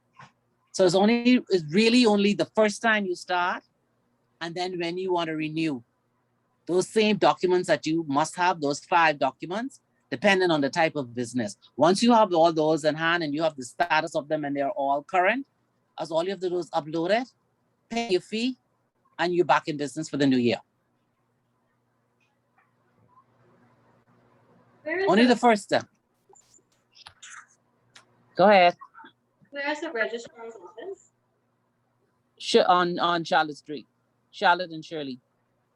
Okay. Don't go inside now. Plenty COVID. No, I just was curious. I'm not the one going now. Yes, lots of COVID. Oh, geez. Oh, my goodness. That's terrible. Lots of COVID. So, if you advising someone who's in a business and they're bringing in goods, you do know that the custom website gives you a calculator. You're aware of that? No. Yes. Anybody who's bringing in goods, you can actually calculate how much it will cost landed on the customs calculator. It will actually work it out for you. If that's the case, why need a broker for? You need a broker. Because I could do all I do it myself. Everything that comes into the country must go through a broker. And the process is not as it was before. Because everything that you bring in by item, they go line by line. Every item that you brought in. With the rates. If you didn't know. It's very complex, and that's why you need a broker.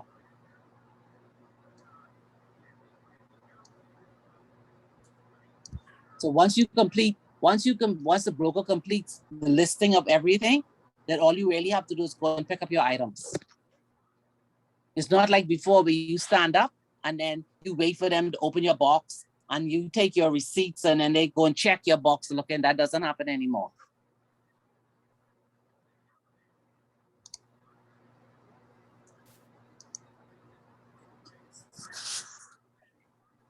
And you do know that certain items that don't have custom, you still have to pay that.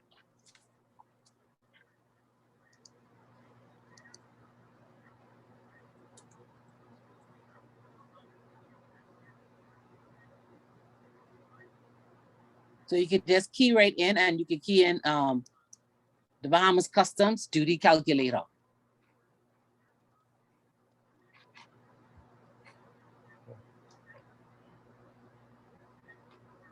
So if you were now permitted to advise someone who wants to start a business, let's say they want to bring in, I don't know, belts, buckles, purses, hair accessories from China, how would you advise them?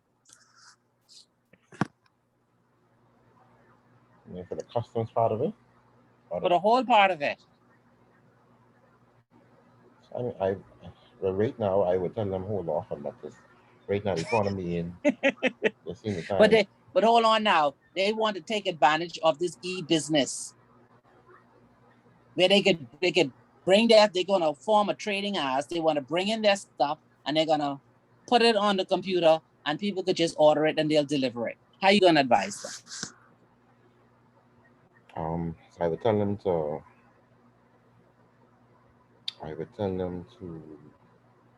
I guess, go on to the Inland Revenue website and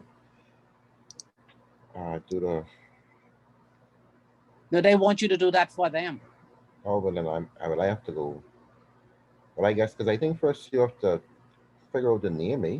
Try out the names, they Yes, they accept have the to tell name. you, yeah, they need to tell you a name. And then of course you need to check to see if no one else is using that name. Yeah, yeah. So then I guess Inland Revenue will let you know if that name's okay. And once it's okay, then I would then go and start You gotta getting do your the research research on what to do the business. for the name. Oh yeah, yeah, that's what I mean. I think Inland Revenues tell you, no. You send in the name and then they tell you if it's approved or If it's not. already in use, right? Yeah. Okay, so you And give them the name, and okay, so you have an okay for the name. Then what do you do next? um then I'll have to go to, I guess if it's a home-based business, get the letter of physical planning for home base. If not, then if it's a actual store location, I think it's subject to physical plan and get let, but they have to now more requirements. Mm-hmm. Um, and I look at, I guess, what inventory and all that type of stuff, and then Well, they're gonna have the order, so you're gonna have to tell them how much it's going to cost to bring these items in.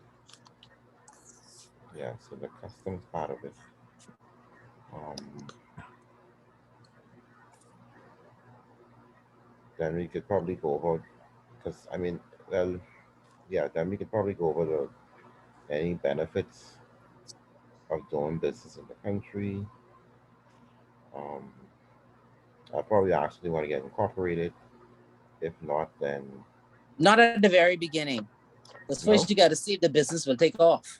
Oh, and then Don't forget now, you need to tell them how much it's going to cost landed, and then you're going to have to be able to give them an average of what their markup should be in order for them to make a profit.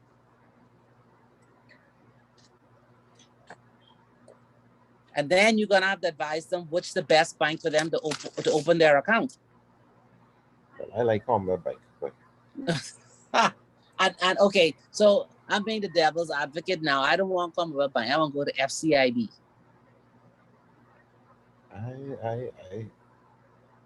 I mean, some of my coworkers, some told me the other day, CIBC is a good bank, but I don't know. I don't like the long. I don't like.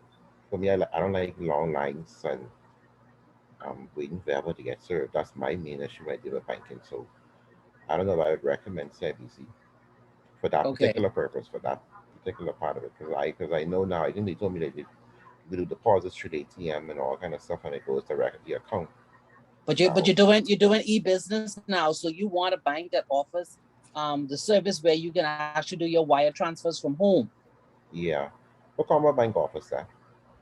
Right, so that's the ease you're looking for, and then also looking at the charges on your account for providing getting those services.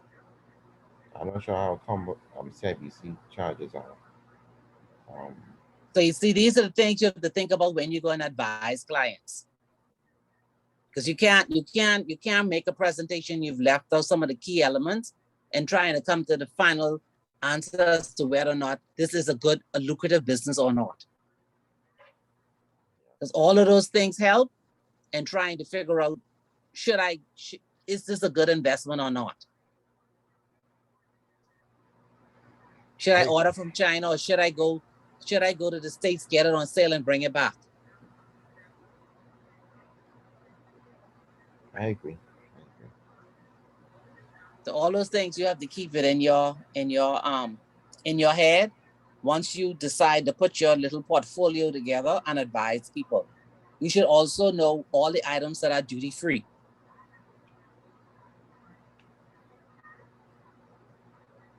Kevin, you know some of the items that are duty free? I think planes duty free. No, helicopters duty free. What's that? Helicopters duty free, right? What? Helicopters, I believe. Helicopters? Yeah, I believe helicopters duty free. Wait, will you stop? I think that's what they do. If I remember correctly, it's something with airplane parts or helicopters or something like this. Where you hear that? I telling you that's they did. I wasn't trying to talk politics tonight. I was That's I know I heard that from politics. I don't know nothing but that. There are certain things that are duty free, and there are other things you have to think about that are actually 40 up to 60%.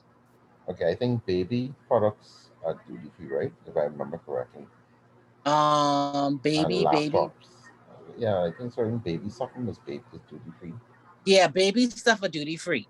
The car seat, the crib, Yeah, the and clothes, up to size 6, baby laptops, wipes and all that, they're duty free.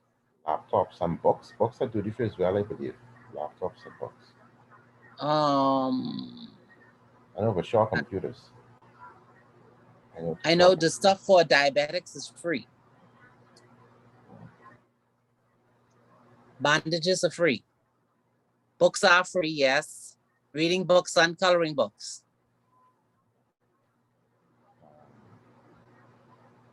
Cereals are free. Cameras are free. Oh, interesting. Cameras are free. Mm-hmm. Video cameras, camcorders, digital cameras, surveillance cameras, they're all free. Wow. Car alarms are free. Computer monitors and the printers, like you said, those are free. Exercise machines are free. Remember now, you don't pay duty, but you will pay VAT. Fire extinguishers are free.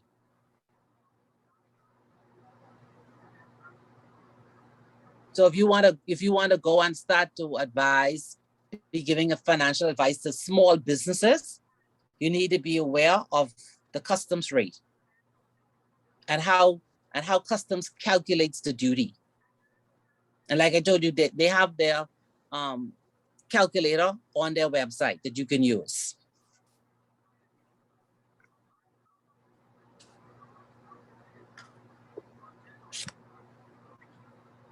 Okay, in your package from Miguel, is there any handout that I missed? Because next week I want us to look at some of the mock exam questions. Handouts. Yeah, from Miguel, because your pages are different from mine. We didn't finish the slides, eh? Yes, we finished wealth. No, because You I missed see. wealth, you missed will, you missed asset management, you missed wealth management. Oh, y'all do all that last week? This is our 4th class. I only missed 2. I know I only missed 2. Well, So you y'all missed did all all the of that. smart funds and all them things already? We did all of that already. Oh, wow. Okay, I have to watch the last class. I mean, the last 2 classes. I have to go back and watch the recording. So what I want to do for next class, if you all are going to start studying, let's look over the mock questions that Miguel sent. So we finished? Yeah.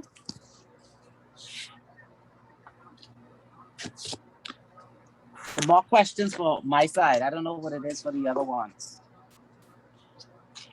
I think they were random though. The thing he sent us the exam was random.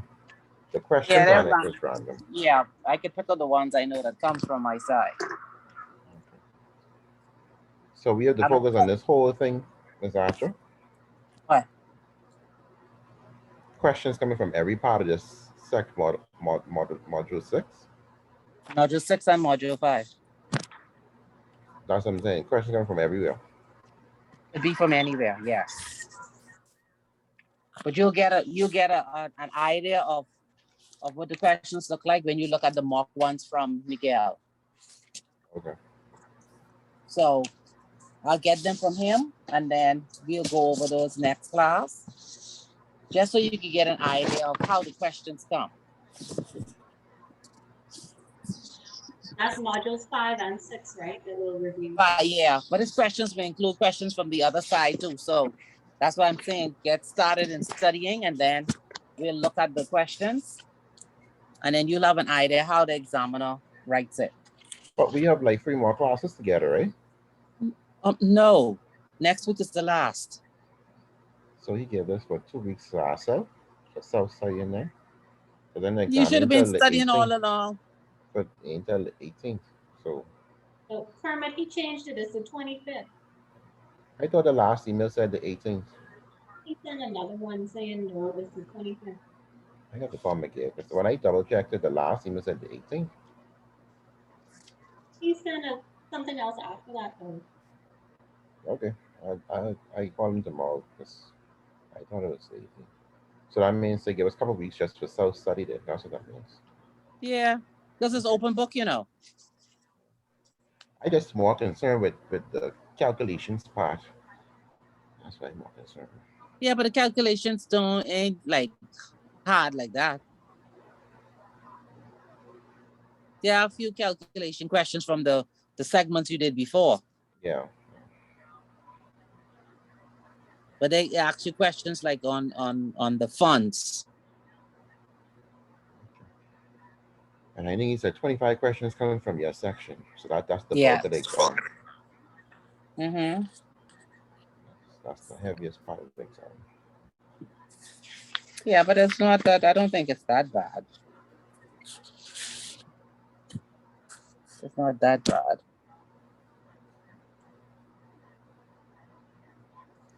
It's not that bad at all. Did he have in your package something on CRS?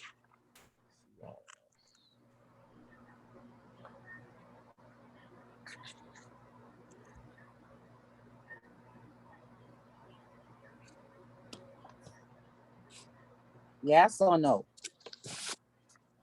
I have some past questions here.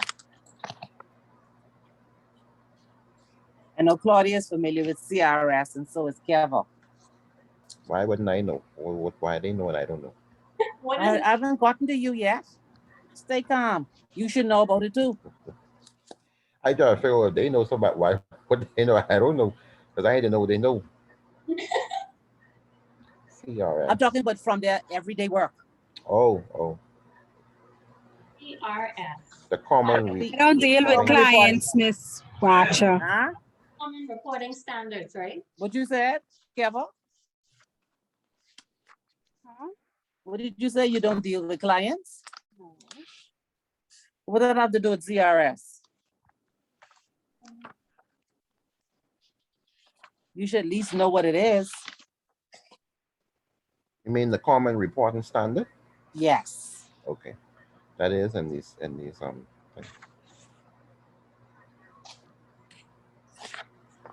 You might only probably get one question on that.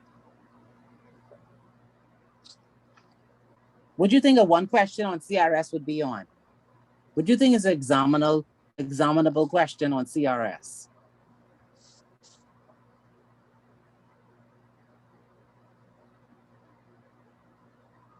Saying that it is multiple choice.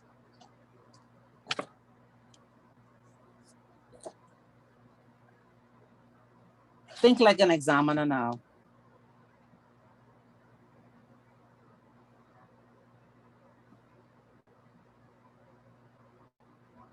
So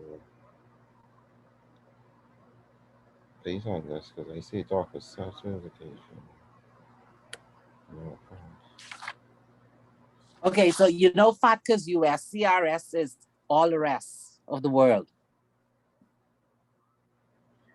And so when you're reporting on who? Individuals and companies. So what's the criteria for reporting? The questions can only be, what are the thresholds?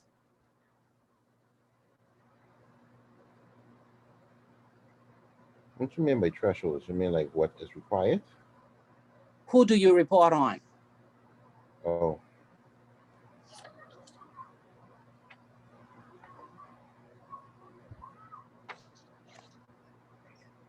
That's the basic question that goes with CRS. Who do you report on? If I'm an individual, what are you reporting on me? And if I'm a company, what should be reported?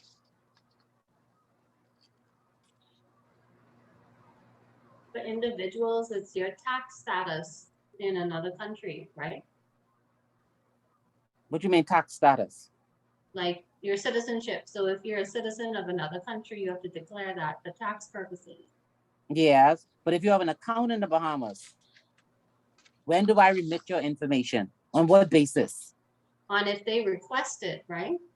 No. If you have an account in the Bahamas and you're from another jurisdiction and the Bahamas has signed a treaty with that country, a tax treaty, then your information can be remitted to that country based upon what? I thought they had to request it. The other country, no? No, Okay. it's automatic. Hmm, okay. So the Bahamas signed a series of treaties with various countries for tax purposes to exchange information. So they call those the participating jurisdiction for CRS. So once you have a treaty with the Bahamas for tax purposes, automatically your information is uploaded into the portal here in the Bahamas and then sent to those jurisdictions. But there is a threshold. It's not every account. Which accounts are sent? That's a criminal activity, suspicion of criminal activity.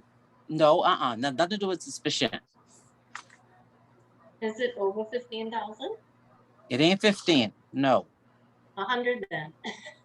Oh, you guessing now. 1 million. It's 1 million.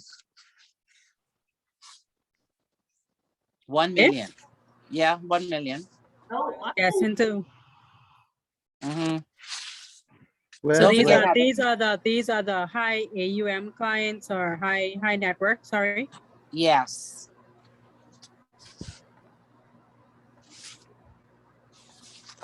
so where And does then this- when you go ahead.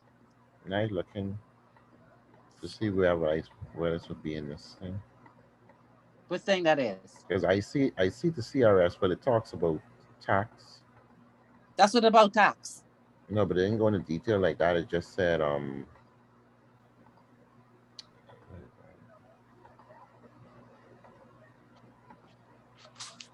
tax transparency and then some. But Mm-hmm. Yeah, but that's the whole background of it. Remember now, these are the countries after the United States introduced FATCA for its US citizenry. All the other countries were watching to see if it worked. Once they saw that FATCA worked, then they came up with CRS. Okay. So all of those countries that were in need of monies in order to keep their countries going, they said there are a lot of people who are evading paying their taxes. And then they decided that they would go into agreement with all of these so-called offshore jurisdictions to find out if their citizens are there. And if they are, and they meet that threshold, you have to report them. So what you had was a lot of countries, citizens in various countries, they had what they call that tax, tax relief. If you have monies that are offshore that you didn't pay tax on, they gave them a time period to go to that country, get a tax statement, bring it into the tax authority in their local jurisdiction, and pay the taxes that were due. Subsequent to that, every individual and every company over a certain percentage of the controlling persons, they have to declare what they are holding overseas and pay taxes on it. So for individuals, it's any over $1 million. And what about companies?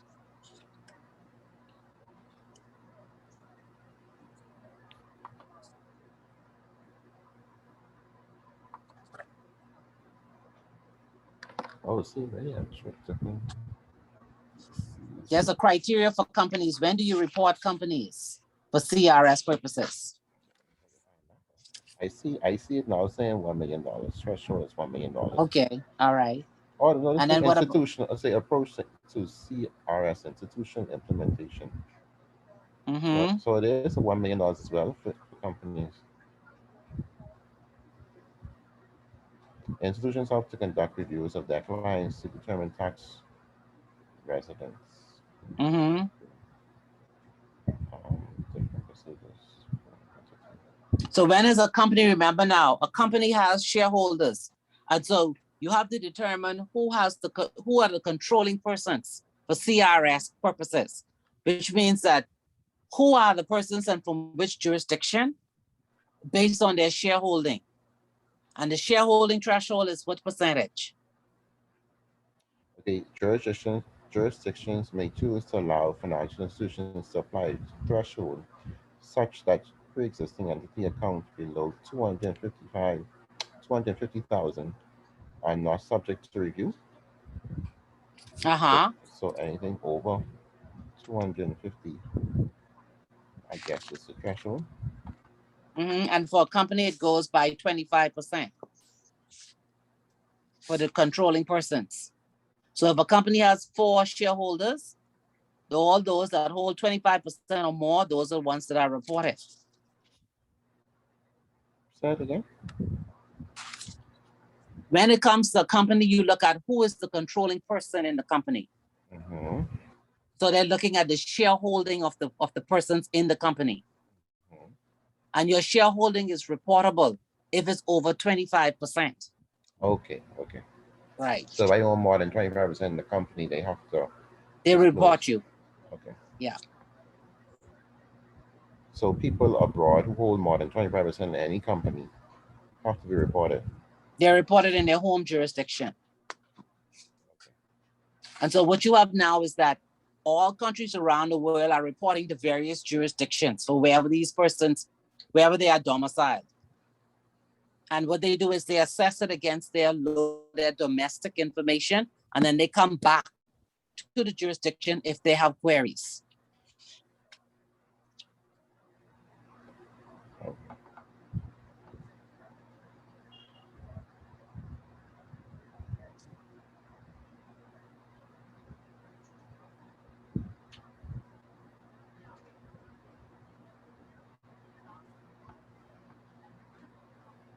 So all of the local financial institutions, they will upload their information into the portal, and then the government sends it off.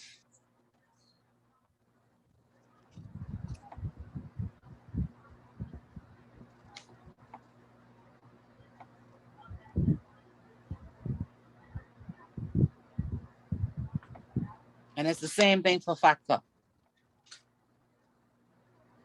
The same threshold as well for factor. FATCA is all US persons.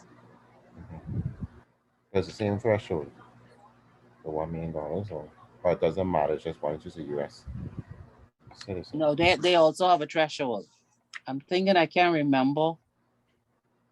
What's the threshold? Is it 250 and 1 million? I'm trying to remember right now.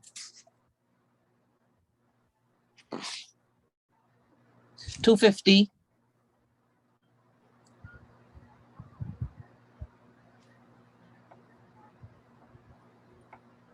$250. Okay.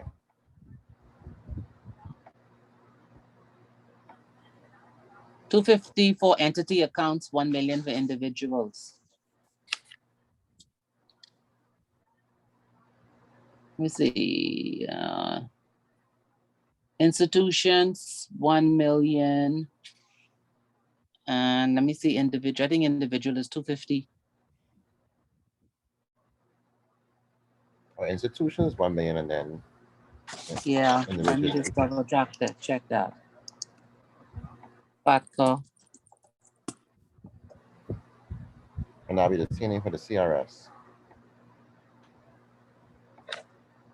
Okay, hold on. FATCA.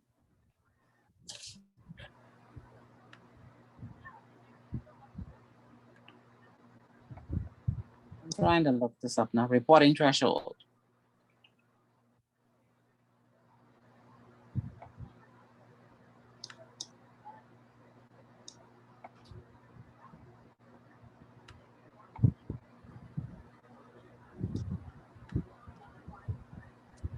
No, this isn't telling me it here.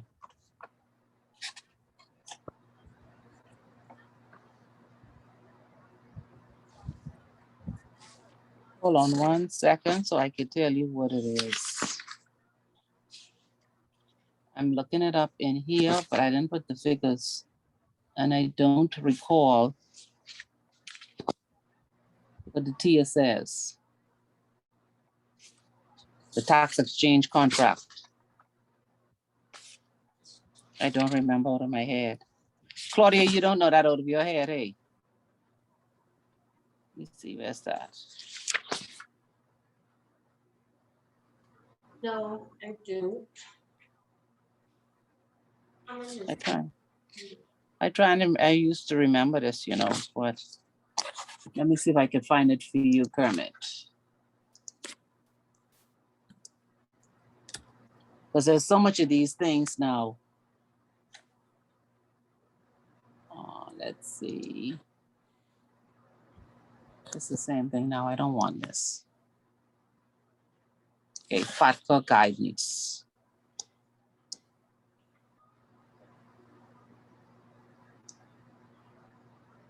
See if I can find it for you. These things are very long.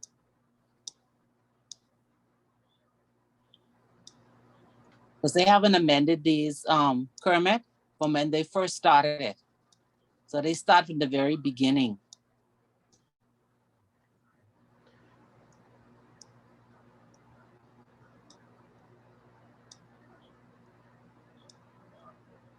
If I could find it for you, so I could do it quickly so you could hear what it is.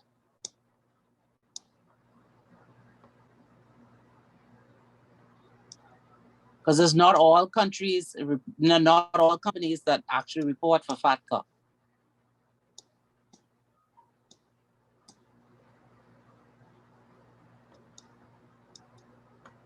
Where is this thing? It's just disappearing from me every time I try to find this thing.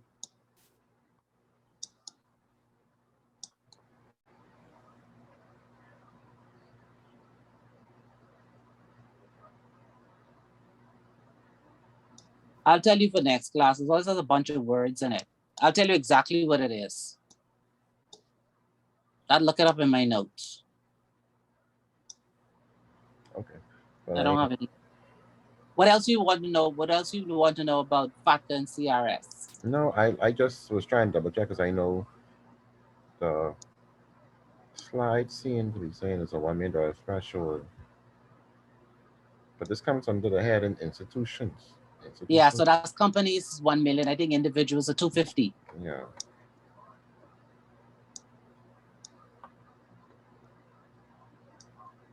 And the issue we have, go ahead. And then it The says, companies are 1 million. Yeah, I'm trying to look it up now. So I'm giving the actual reference from the document.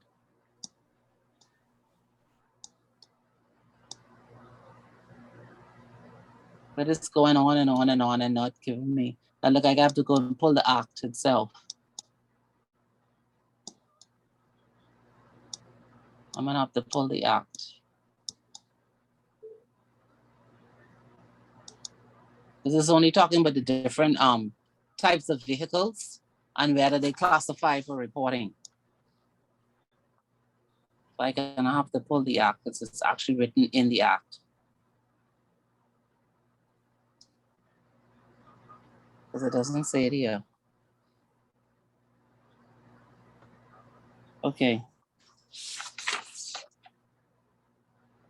Because don't forget now, when it first started, it had the threshold, and then as you move forward, there was a different threshold. So let me just look it up and see what it should be. And I can tell you for next class, but I think that's what it is. Because when this first started, that was a long time ago. Let me see if they made any changes. I don't think so.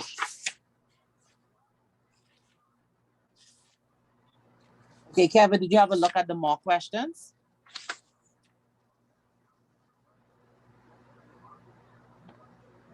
Sorry. I said, did you have a look at the mock questions? Because you had asked me earlier how to study for it. I have these things here, but oh Lord. What you mean? questions, Adi. I didn't even look at that yet. Like I was looking at the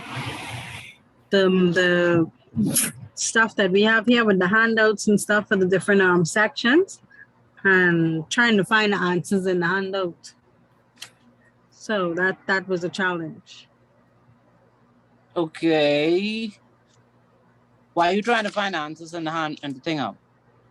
The For questions something that are more, speaks to it. but they're kind of more like the answers are in the handout and the questions are more common sense. Remember, not every piece of information can be converted into a multiple choice. So when you're reviewing, that's the first thing that comes to your mind. Certain things cannot be put in a multiple choice format, certain information. So it always have to be something that has multiple parts that can be written into a multiple choice question. So give me one question you were looking at when you say you was looking for the answers.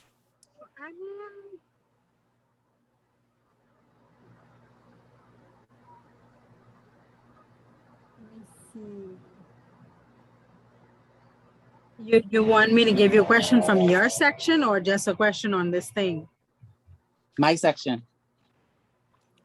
Section is, I think more of the stuff was,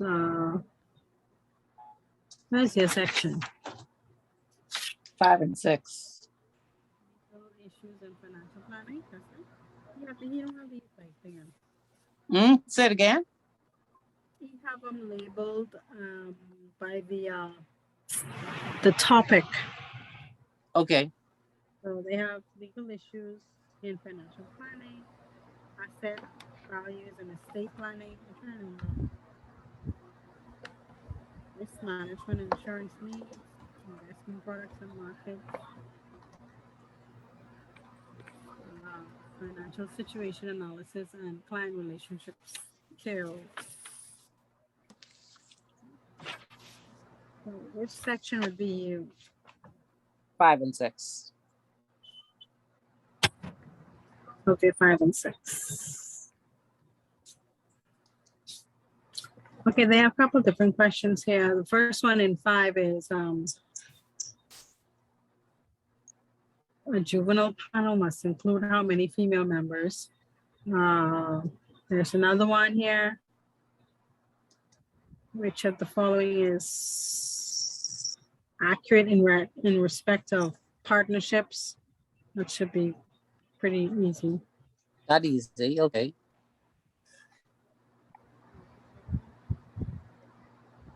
Which piece of legislation effectively? Could barely hear you. Yeah, we could have hard to hear you. I don't know what's going on with my thing today because I was trying to talk earlier and you guys wasn't hearing me and I was talking to the loudest. Oh, we couldn't hear you. I know because I messaged in the group and Claudia said no, y'all couldn't hear me.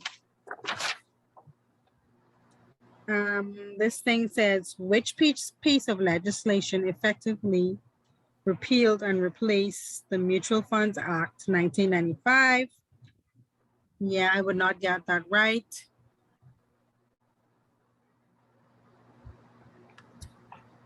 They have another one here. Which of the following is a characteristic of a will? That's pretty straightforward.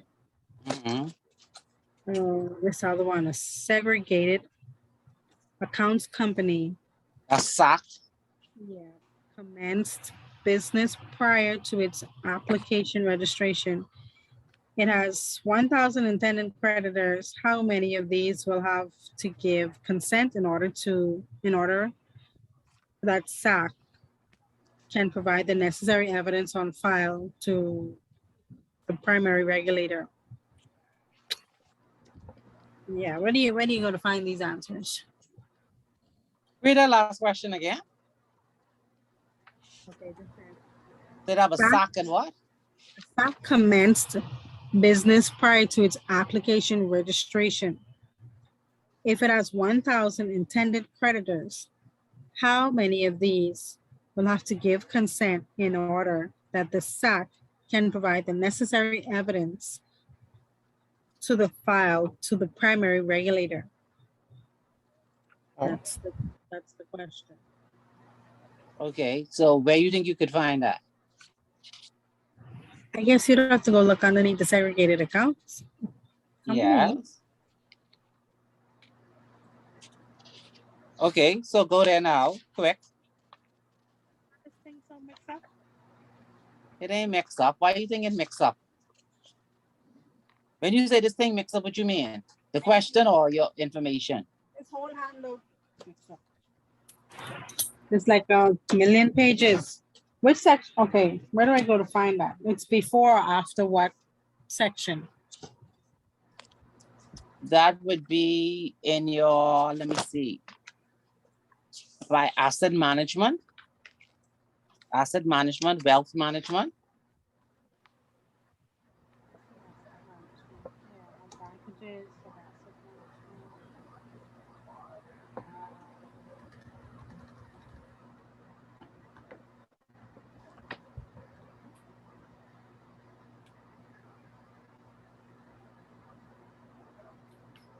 Ah, I'm not sure if this is in the order that you would have given this to me, Gail.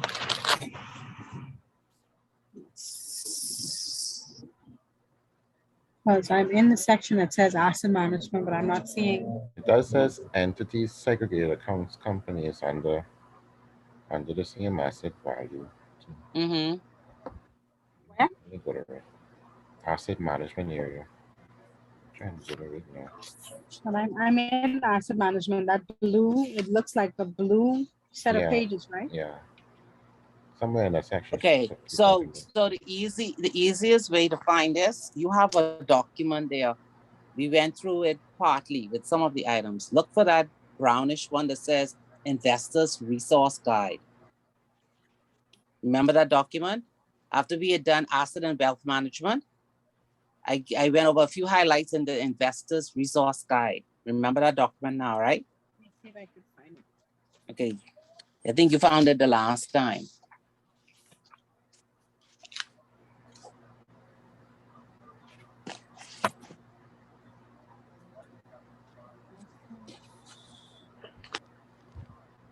Resources guide.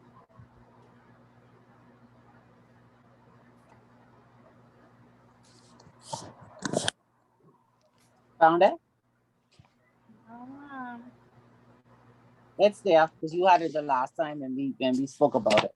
yeah, but that was on the computer. I actually have my Oh, book in you front of printed it out? me. I'm actually trying to find it in the book because we're going to be using the book in the exam, not the computer one. I Okay. think you could bring your computer, you know. Sorry? I think you could bring your computer. Yeah, you could bring a computer. We're doing the exam on the computer though. Yeah, but you can bring your personal tablet or computer. You don't have to print out the stuff. You could just use it if whatever you prefer. But you have the option He, of bringing. he just gave the manual, so I mean the whole thing. So I picked it up from him. Yeah, I'm not finding that thing right now. Isn't there though? Which section are we looking, Miss Archer? Look under wealth management. You should see a document. It's called Investors Resource Guide. The cover is That's the gold. resource guide. Color.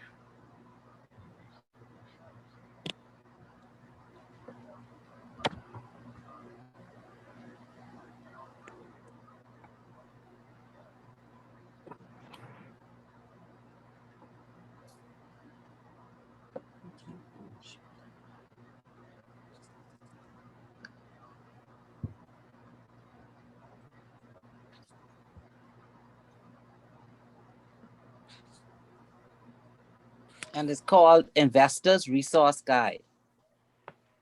Wealth management and investment in the Bahamas.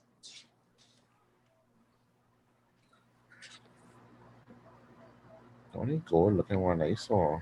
Brownish color gold. Yeah, brown. Uh-huh. And it says Investors Resource Guide. It said let me go in. It spoke about advantage 9, public private sector partnership. Yes. see something saying Investors Resources Guide. I'm kind of at the back of it, so let me go back to the front. Okay, you found it? But this is connected to something that says e-business strategy. What is this? Okay, I found it, guys. It's on page 36. It says, the consent of 75% of the intended account holders. Right. On page S, as in sugar, 7. Yeah, 75. But they still trying to find the document. Page 36. Yeah, I don't think everybody pages is correct because I underneath the segregated the SAC accounts now. And this page for me is 56. So that's why I say I think this thing is like Okay, about what you want the computer, right? No, she printed hers. Miguel gave me a book with everything in it. So Claudia, what you using? This is how we have it organized. Yeah, I have the printout too, but I'm looking on the computer, the email And so where are you on the computer? on the computer is page 36 of 537. Okay, slide 537. No, whatever. Page, it's 36. It's an Adobe. Yeah, but in Adobe, they Okay. drop the thing on the side, which gives you the thing on, you say 537. Yeah, at the top, is page is 36. You say Miss Archer, you said S what? S7. 7. Mm-hmm. Okay, I see page S7. Okay. And look under the heading that says registration.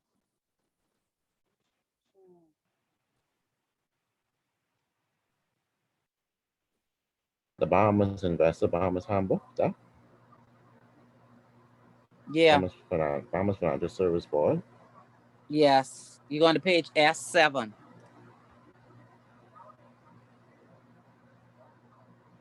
That's 75% of the. Yes, that's the answer. Okay. So if you have 1,000, that's 750. What it's saying. So Is what it? answers they gave you? Yeah.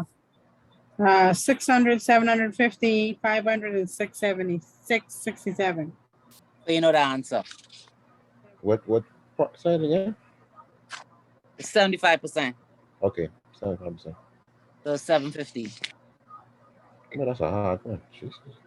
That ain't hard. Yeah, because Right, you that's what gotta I'm look telling for her that. now. You gotta know where to look for that. Exactly. I would get that one wrong because I wouldn't know where to look for that. Stop panicking. Stop panicking. You get more than one shot, but you only want to take this once. Pardon me?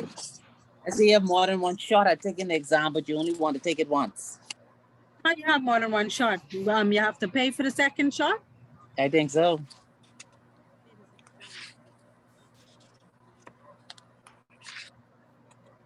Hopefully, we did well on the assignment, so that help to give Yeah, us what our grade is. You can find out, Miss Archer. What grade on what? the assignment portion. You had an assignment portion? Yeah, there's an assignment portion. What? Really? Yes, For ma'am. which leg? I think that come under the first or second modules. You mean how they ask us for it, like ask the question for the assignment, right? I mean, what section the assignment came from? They pull information from for the Yeah. assignment, right? Yeah, that came under client relationships. So I think that come under module 1 and 2. 1, 2, and 3. Oh, okay. So this Yeah. exam will be long. So we had At least say 60 multiple choice questions, right? yeah, 60. The assignment was worth 40%, and the exam is Okay. worth 60%. So hopefully we get a good chunk of that, 40%. Okay, I asking them right now. Hopefully, because if we didn't, they gotta work really hard in the exam. I need to get a full 40 points for that thing, because this exams look like this could be a little rough. No, why you keep saying that and it's not? Okay, first of all, this is a hell of a lot of information.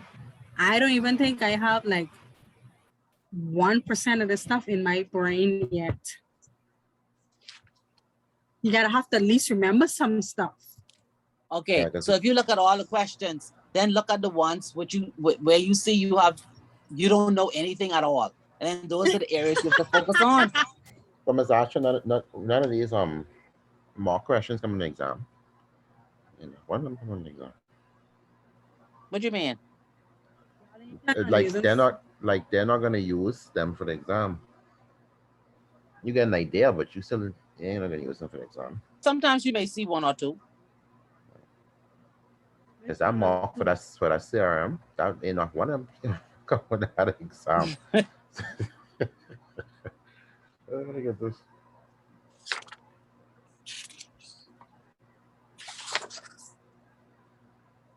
I mean, it did help me prepare because then I had to understand how the exam would be done. But Mm-hmm. yeah,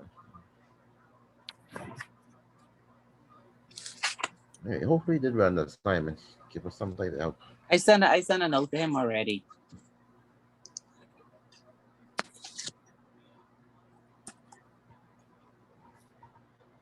I haven't even get to this section yet in terms of at least reading and highlighting some information. You can get there. So by next week, you should be better prepared. Yeah, I have put a lot of time into this because it's a lot of information. And when I did that exam, it would like the times go by very quickly. You can't waste no bunch of time looking for nothing. Exactly. Because that time is go by very quickly. So you have to memorize this as much as possible. I mean, I know the impossible, but as best as can. Or at least if you could know where the information is. So when you have a question, you don't understand where it is, you know exactly where to go to look for it. I have so much stickies on this book and none of them point to this one question she just sent me. I get so much page tag on this thing. Oh, Lord. I'm telling you. It's not, I don't think it's that difficult. That was a tricky one you gave. Find an easier one. What? It's not easy.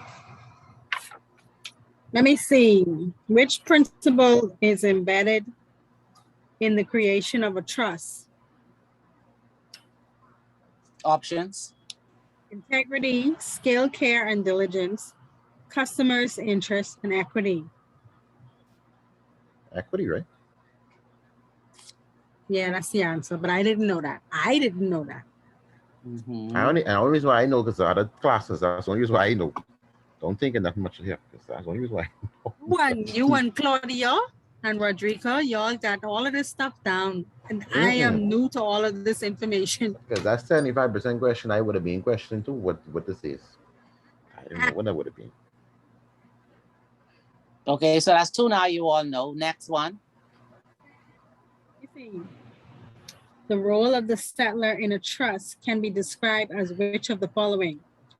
Creates the trust and originally held the legal and equitable titles to the property, holds the trust assets transferred to him for the benefit of the beneficiary, creates the trust and originally held the equitable title to the property, and holds the trust assets for the benefit of the beneficiary, having originally held the legal title of the property. See, now I know I would get this wrong. What you say? What your answer is?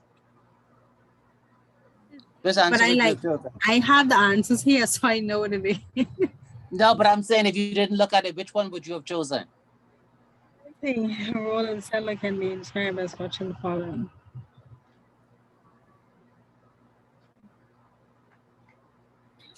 I may have chosen, honestly, I may have chosen B or D because I'm thinking this person is somebody that only holds it. But because I understand a little bit more in reference to something else I recently did, I realized that the settler is the person who created. And it was only because of something else that I recently did, a very short course, and it explained the roles of certain individuals in reference to trust, even though I still don't remember all of them. But yeah, initially I would have chosen either B or D because I'm thinking this person is holding the stuff for the beneficiary. So I would have gotten it wrong. Okay. But even in terms of what we did, and in here you will read that the trust has three parties: the settlor, The beneficiary, and I can't remember. settlor, the trustee, and the beneficiary in that order. The trustee and beneficiary. Settlor, trustee, and beneficiary. The settlor, or it could be someone called the donor, The what? or the grantor, must hold both legal and equitable title. To create the trust, the settlor, the donor, or the grantor transfers his legal interest to the trustee, with the equitable interest going to the beneficiaries.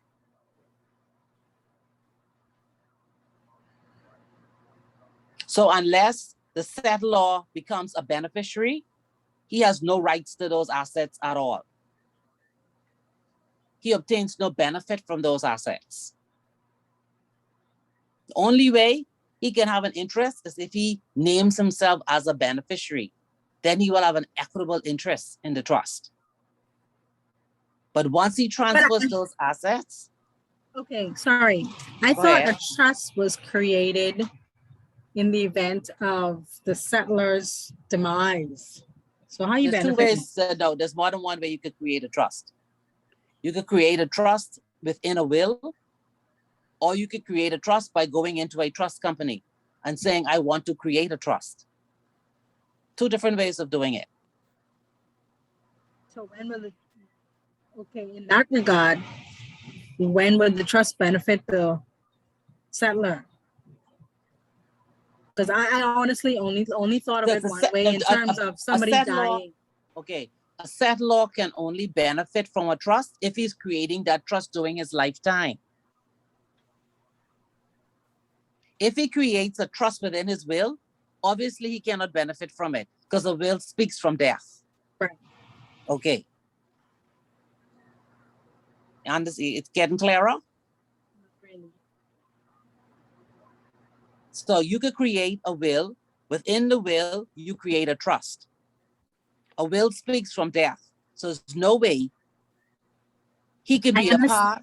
I understand the part of it in reference to the death with the will. Okay. So I'm go trying to to the next understand it from somebody who was alive. All right. So take you. You're alive. You now decide that, guess what? I want to create a trust for my family. I no longer want to manage all of this properties and money I have. Let me give it to a trustee to do it. So you walk into a trust company and you say, I want to create a trust for myself and my children and my future generation. Here are my assets. I have a mall. I have a yacht. I have 10 cars. I have 5 million in investments. My name is Keva. I have 2 children, and I want this to be for the beneficiary of my children and myself and my children's children. You then convey all of those assets to the trustee. He takes legal title of those assets. The equitable title goes to your children and yourself if you make yourself a beneficiary. You no longer own those assets no more. The only thing you can get is when the trustees decide that they're going to distribute income, then you will get a portion of it. If it is discretionary, the trustees decide what they're going to give you and when they're going to give it to you. If you do it as a fixed income trust, then at this whatever period that was decided between you and the trustees at the time you set up the trust is what you will receive.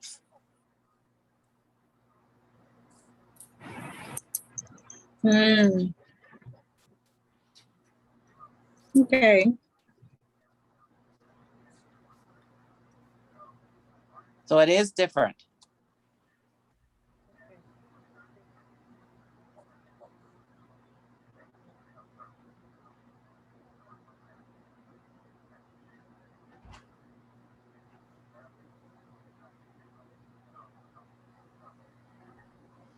Well, I have to do some studying. And, So what we'll do next week is look at some more of the questions, just so you can get a better understanding. I agree, it's a lot of information. You have to take the exam, but I always try to focus at the end of the exam. How do you apply all of this? Depends on what you want to do.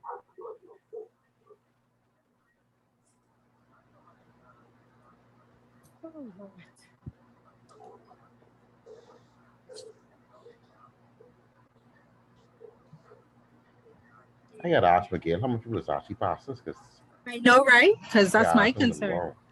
They do pass it. They do pass it. Some pass it on the first go. So you have to take the class all over again in order to take it again, or No.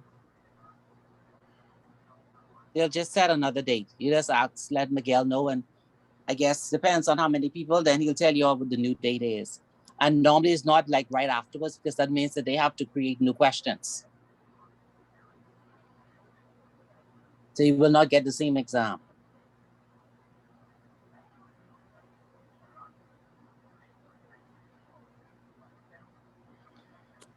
Yeah. But once you understand the material, you're able to answer the questions. It's not memorizing, it's understanding.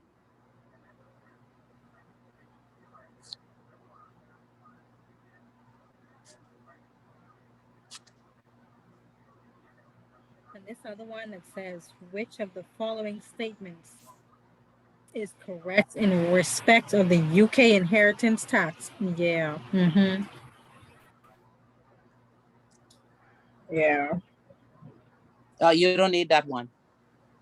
That's On an the old test? question. No, that's an old question. Don't forget now, they're giving you from all exams. Oh, so something that wouldn't come up. That would have come up here.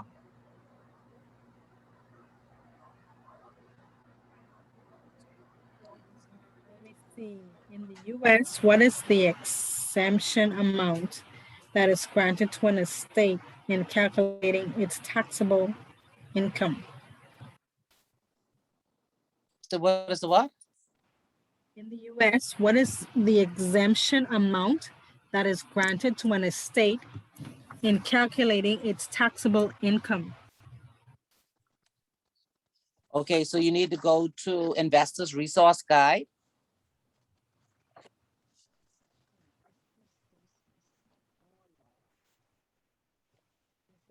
That's the same section we was just in just now, right? Yeah, the one where you looked up segregated accounts. Okay, so we're still here. We're looking at Tax planning for Americans. tax planning for Americans.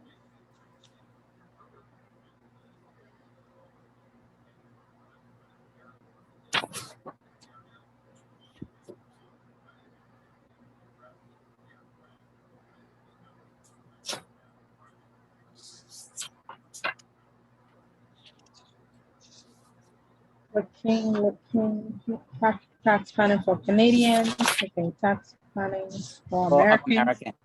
Okay.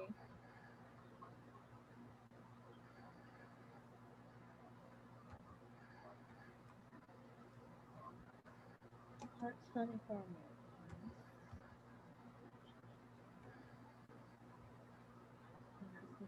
Americans. But they ask you what rate? What is the exemption amount that is granted to an estate in calculating its taxable income?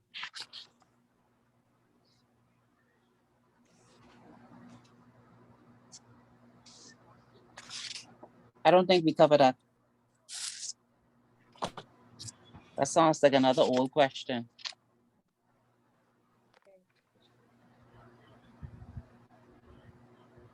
Okay, so old question.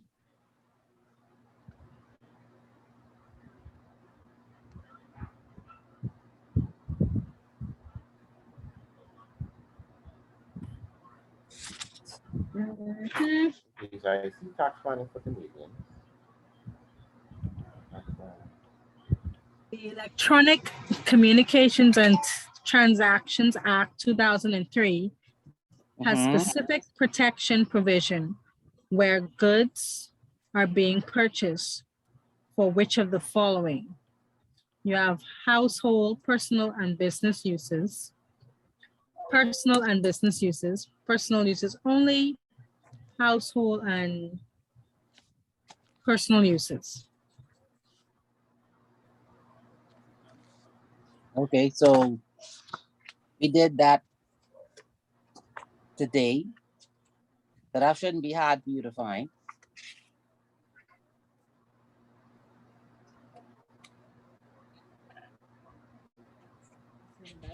Section there. Section once again. That's the Electronic Communications and Transaction Act. Electronic communications. Oh, look at my sticky working for me. I find that one right away. Okay,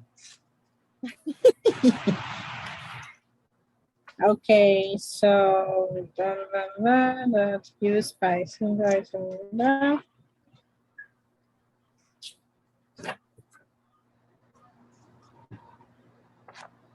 Um, 2003.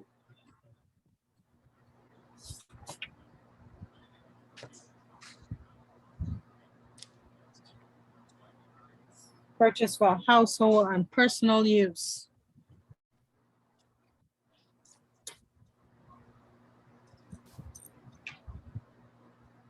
see how easy that was?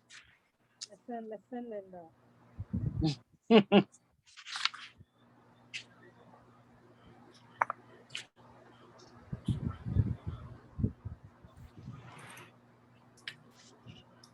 So this one is in, which one is this? E-commerce and data protection. Yeah. Section. I gotta put some of these things. I know we can't do all tonight, but No, Just we can do looking. some next week. Yeah. Yeah. Because by the time Kermit would have started to review and Yeah, I definitely. because he missed a few classes, he have some things to listen to, okay. Yes. videos. Anyway, I'm about to hold your lap number. All right. So that's next week. We'll look at them. He sent you one or two. This one, and this was what, July last year, mock exam A. So I don't even know if this I don't even know if there's a full 60 questions on it. Don't look But so. Yeah, they just when he sent for the mock, whatever they send him is what he gives you. Yeah. Okay. All right. So that's next week, Kermit. I'll give you a chance to catch up. Yeah, I'll be ready for next week. Yeah. All right. So good night, everyone. Bye. Night. Yes, good night.